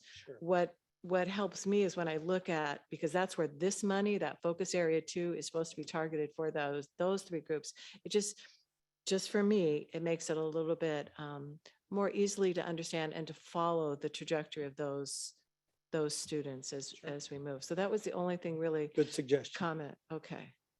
Thank you. Anybody else? Is there anybody from the public that wants to address us on this? This is a discussion item. Okay. Well, thank you very much. I look forward to more of this, and our LCAP metrics, I think, are going to be really interesting as we present them as part of our LCAP coming up in May. We took item 9.06 off the table, so let's move to action consent, please. Let me know if you'd like something pulled. Let me just get my piece of paper here. All right. 10.01, approval of certificated and classified personnel items. 10.02, approval of certificated and classified person. Yeah, we have it twice. That's right, because it's two different dates. 10.2, approval of certificated and classified personnel items. 10.03, claim against the district. Arnulfo Morales et al. 10.04, acceptance of donations. 10.05, approval of furniture and equipment requests. 10.06, approval of minutes, January 18th. 10.07, approval of minutes, February 1st. 10.08, approval of surplus. And 10.09, proposed new board policy, 5126, awards for achievement, second reading. Could you pull 10.09, please? 10.09, yes, hold on just a moment, please. Okay, all right. Would someone like to make a motion for 10.01 through 10.08? Moved by Mrs. Sheffer. Second. Hold on just a second. Someone would like to make a seconded by Mr. Buckman. Okay, so this is 10.01 through 10.08. Any further discussion? Okay, Mr. Buckman, Mrs. Sheffer, Ms. Dobler-Drew, Yes. Dr. Eisendrath Rogers, Mrs. Roger, Mrs. Frame, and I'm a yes. Motion carries 7-0. Ms. Dobler-Drew, 10.09. Yes, I was looking at the awards for achievement for the students on this proposed new board policy, and there's a cross out of the state seal of civic engagement. And those crossed out words read that the superintendent or designee shall present this award to each student who demonstrates excellence in civics education and participation and has demonstrated an understanding of the U.S. Constitution, the California Constitution, and the democratic system of government. To me, this is most needed now more than ever, and I don't understand why it has been crossed out, nor have I decoded the different colors. That hasn't been presented. This one was blue. Could I ask a question of what entity was responsible for crossing it out and doing away with it? Yes, I can answer those questions for you. Let me get this a little closer. This is a discussion that we had in our Board of Trustees subcommittee. We look at all of the board policies and changes that have to be made. There are mandatory sections of the policies, and there are sections that are under discussion, and the subcommittee can make recommendations. Actually, the section that you pointed out is one that we had a lot of discussion about as a subcommittee, and we also had discussion with our secondary director. A couple of issues come up in our discussions, kind of equity issues and our ability to implement this. You know that there are other awards that we have on here, the Golden State Seal, the Seal of Biliteracy. So we as a group really do believe in awards for our students. This one, the Seal of Civic Engagement, we worried about the added pressure of students in the schools and in the classes and the teachers themselves. It asked for civic engagement project, which asked the students to do a specific project to get out in the community. We wanted to make sure that awards that we add in board policy are open and equitable and everybody can accomplish them. Well, it's good to have equity, but it's good to have not start on a slippery, what I see to be a slippery slope of crossing out things regarding becoming a good citizen. And we do need a pathway to citizenship. And this could have been reworked to reward those students who might not have citizenship yet. And this is what a great way, because U.S. Constitution is part of that course in citizenship. So no, I'm just rather appalled that the U.S. Constitution is being on a slippery slope of being crossed out. Well, it doesn't change the requirements that we have in our secondary schools, the U.S. Constitution class that the kids have, the teachers that they work with, the projects that they already do.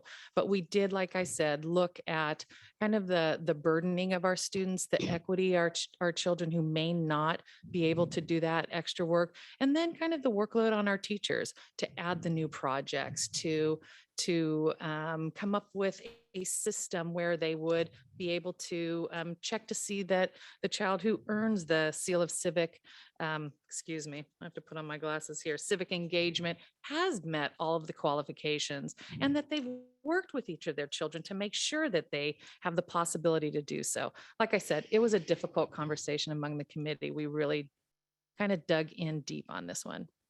Okay, well, the U.S. Constitution is being devalued right and left in our society as a whole. And I think this adds a little bit to that devaluation level. I'm disappointed. Well, I appreciate your perspective. I really do. Other comments? Dr. Prater. Well, I kind of, Ms. Dobler-Drew, I can really understand what you're saying with regard to, seeing the cross out. But this particular state seal of civic engagement is, I think, has really good intentions, but being able to operationalize this for kids evenly across the two high schools is the part that I don't want to abandon. I just think for us right now, there's other ways we can honor the U.S. Constitution, and we do that in different ways. Our U.S. history, our government classes, our U.S. history classes, the efforts and the work that we're doing through various clubs in our schools. We're doing quite a lot right now. Now, with that said, this particular state seal, I actually am encouraged by it. But if you talk to teachers, if you talk to, as Ms. Frost said, if you talk to the administrators in districts where they do have this particular sort of program, if you will, the way it's implemented means everything. And in our case, I think we need to maybe step back a bit and look at how we want to honor civics education, honor how community service and the ways in which we go about it. So I think this is a newly approved concept in the state of California. And I think, like I said, I think it has some promise, and it's worth revisiting down the road. But our concern is we're our hands are full right now with a whole lot of programming that we're trying to get right. And this is just one more really great idea, right? That it's not meant to disparage the US Constitution by any means, not by any means, but it's just the manner in which kids would be honored for this would require a whole lot of organization and additional system that we would have to support. And I just think, for now, it could be something that we revisit down the road. But for right now, I just think we just have a lot going on. And keeping our focus on things that we do currently have in place would be a good way to start. Those are just my thoughts. Well, I was concerned about this too, and I did phone Mrs. Frost when we did the first reading of it. And I will support it as written, but I too agree that we need to have ways that we honor civics education. I think now more than ever, we need to be talking about what does the Constitution really mean? What did the founders of the Constitution intend? I agree with you, Eve, that I think our country's in serious trouble right now. And I think part of it is people's interpretation of the Constitution. And what I'd like to see is that our students understand what those meanings are. I don't see a direct connection between constitutional knowledge and this particular board policy regarding this award. From a bigger perspective, I want to make sure that our kids are getting what they need to be active, prepared citizens for this country. And I see that happening in our history classes. I see it happening in our government classes. I see it happening with our student senate, with our student government, everything we do, all the ways we treat children. Like I said, I'm going to support it, but I understand what you're saying, and I share those concerns too. And I would like to see a way for us to honor students who become actively engaged in our country, in our county, in our city, in our school district. So I think if we can start looking at those ways in an equitable manner, I would ultimately like to see that. I'm not proposing something right now, but that's my feeling. I do want to also acknowledge the hard work that our subcommittee does. They meet regularly. They really spend a lot of time on it and really think these things through. So I want to thank everybody that's involved in this. Because this item was pulled, well, first of all, I'll see if there's anybody else from the board that wants to address it. If not, because this item was pulled, we do need to go to the public. Is there anybody from the public that would like to address us on this? Okay, seeing no one, I'll bring it back for a vote. Would someone like to make a motion on 10.09? I'll make a motion to approve it. I just do want to point out as a member of the committee that this was a big topic of discussion, and my remembrances is that Diane was instructed to go back and see what's going on and work on it. And so I will move approval. Okay, someone like to second it? Second by Mrs. Sheffer. Okay, Mr. Buckman. Mrs. Sheffer. Ms. Dobler-Drew. No. Dr. Eisendrath Rogers. Mrs. Frame. Mrs. Roger. And I'm a yes. Motion carries 5 pro, 2 against. Thank you very much.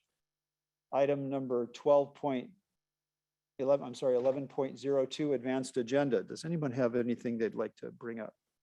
Ms. Dobler-Drew. Well, I went on our break out to thank the parents that came, like all 40 or 50 of them, whatever it was. They were still talking out there. So they asked me to bring forth that they're desperate and they want something done immediately for their children's benefit about the unmasking and asked me if we would have a meeting tomorrow. So I said, I will at least bring it forward because I want to acknowledge that they came out here and participated and that they're desperate.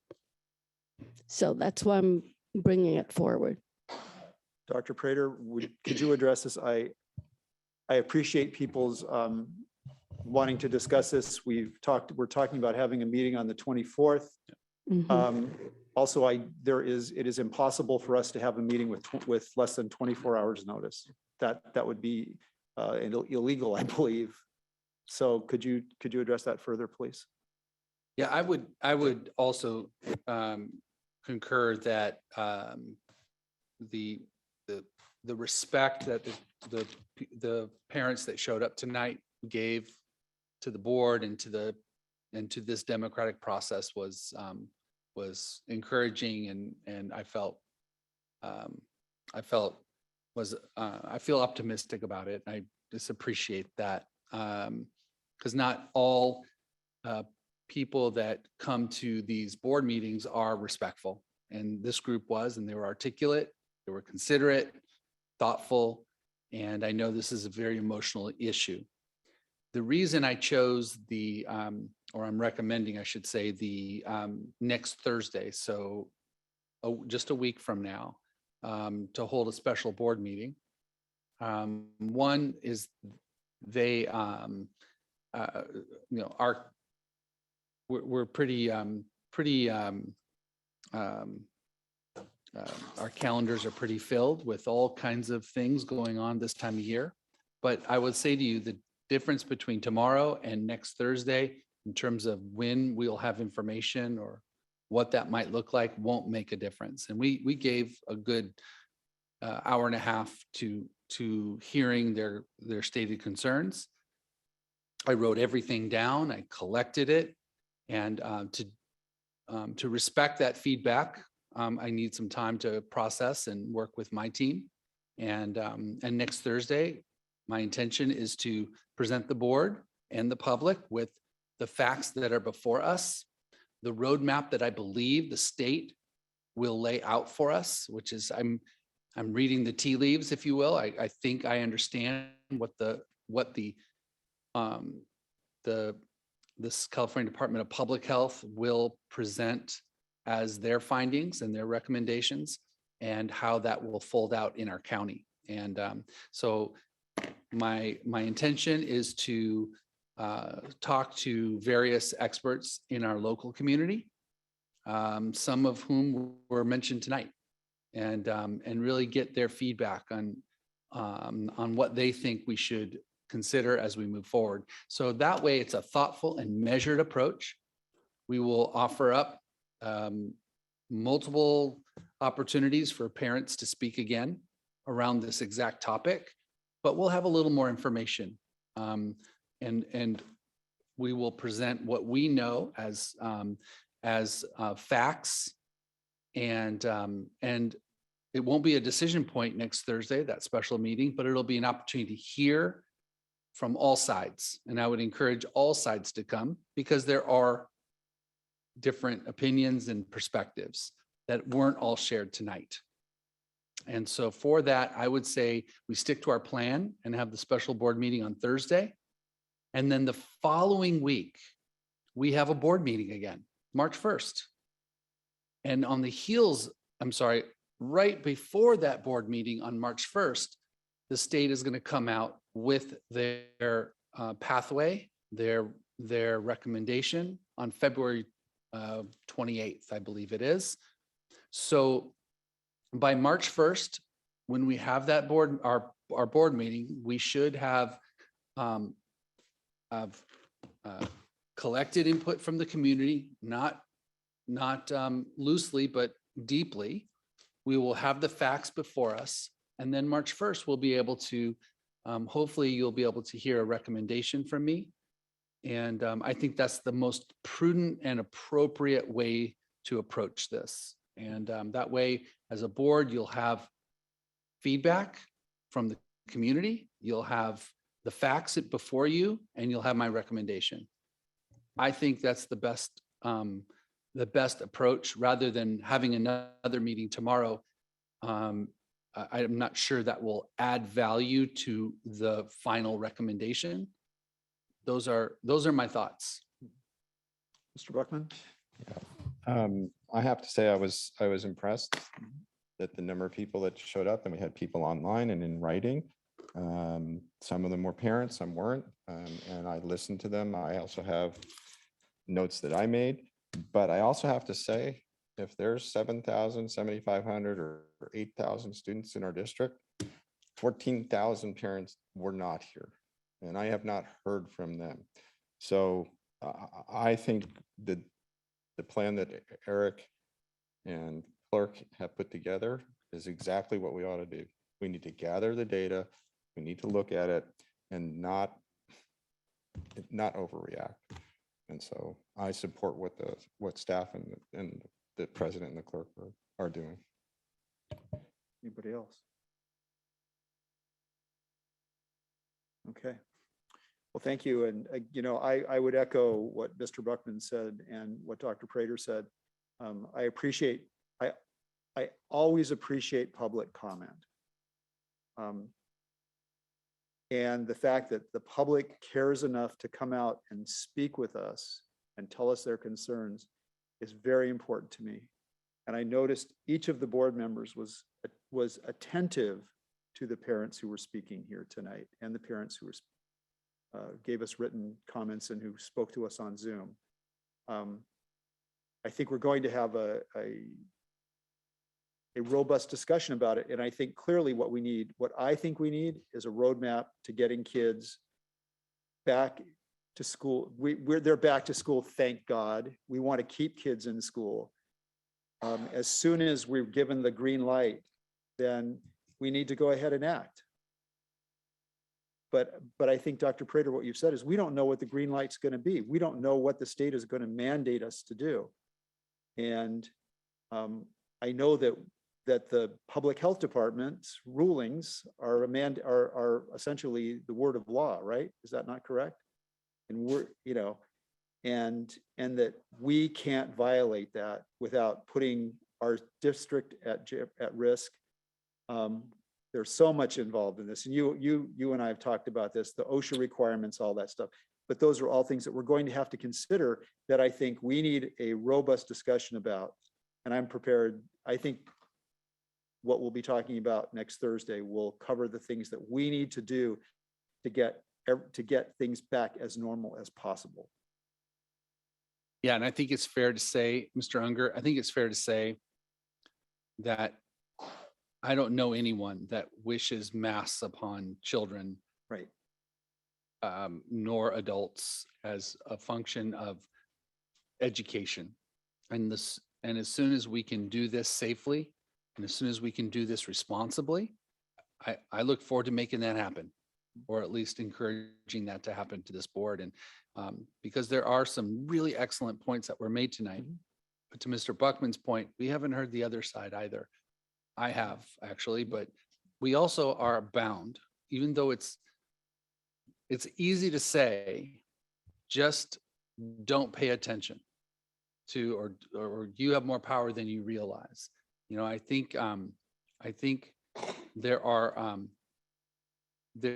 I think it's equally important that we listen to our attorney, our legal counsel, and we proceed carefully. And we have every intention of doing that.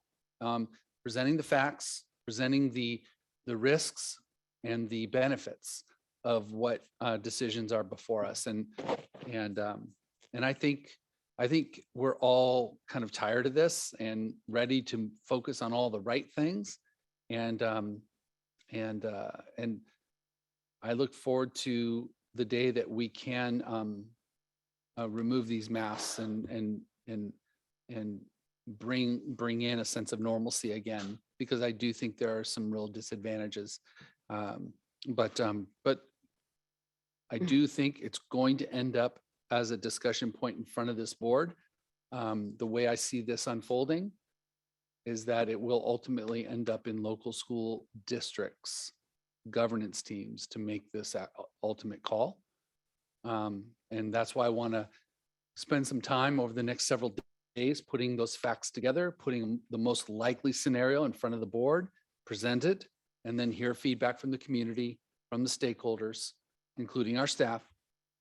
And I will hear from expert panels, hopefully in the next few days, around that very topic, because they're talking about the same things. And that way you'll have multiple points of data that you can consider.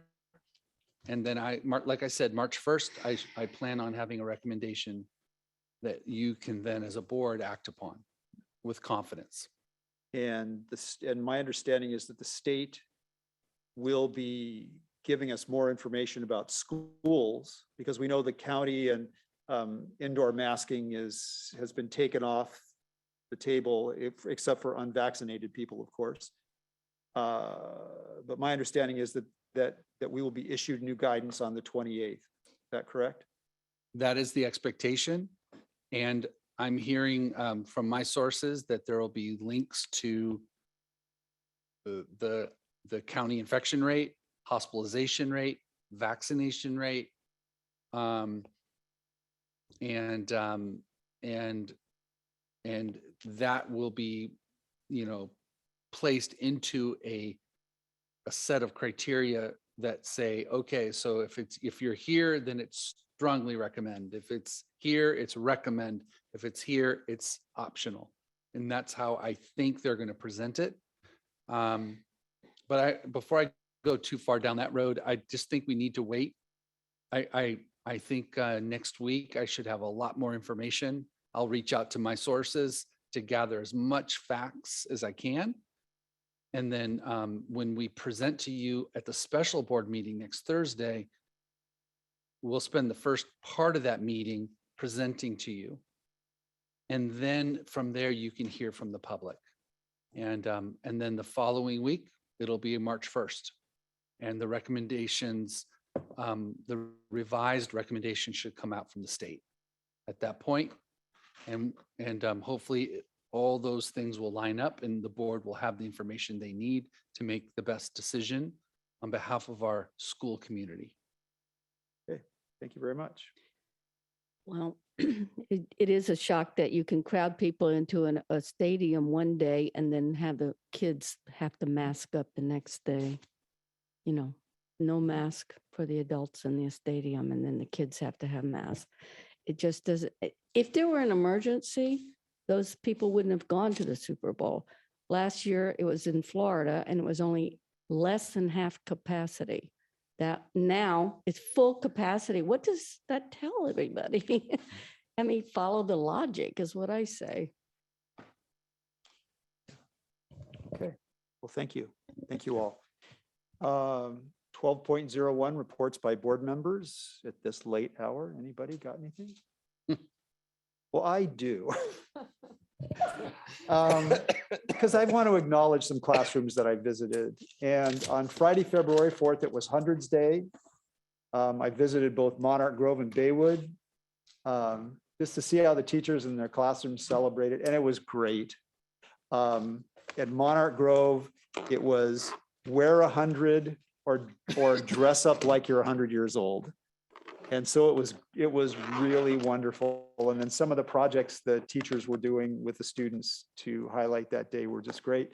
Baywood, they were specifically working on Hundreds Day there as well. And then I really want to give a shout out to one of the people that I worked with when I was with the County Office of Education. That's Julie McAdon, who teaches probably our special education class for our most severely needy kids down here at San Luis Obispo High School. And I would really invite everybody, when you have a chance, to go visit that class and to really see the breadth of education that we give kids, from our AP honors classes down to classrooms where one of the most important things you can do for a child is teach them to sit, stand, and walk. Julie McAdon is a dedicated special educator, as is her staff, and the hard work that they do, and the hard work of all the special educators. So I just want to acknowledge that and thank everyone. Is there anybody else? Mr. Buckman? Sure. I'd like to thank Ms. Frame for arranging a meeting at Laguna Middle School for both of us. It was very good, very interesting. I also attended a California School Board's Region 9 delegate meeting. And I stopped by Hawthorne to say hi. So it's always good. The district's really doing well. Thank you. Thank you. Anybody else? Okay, this meeting stands adjourned. Thank you very much. Catherine, good to see you. Your pen again. I was gonna say you could have it. Maybe let's, maybe let's. So, let's so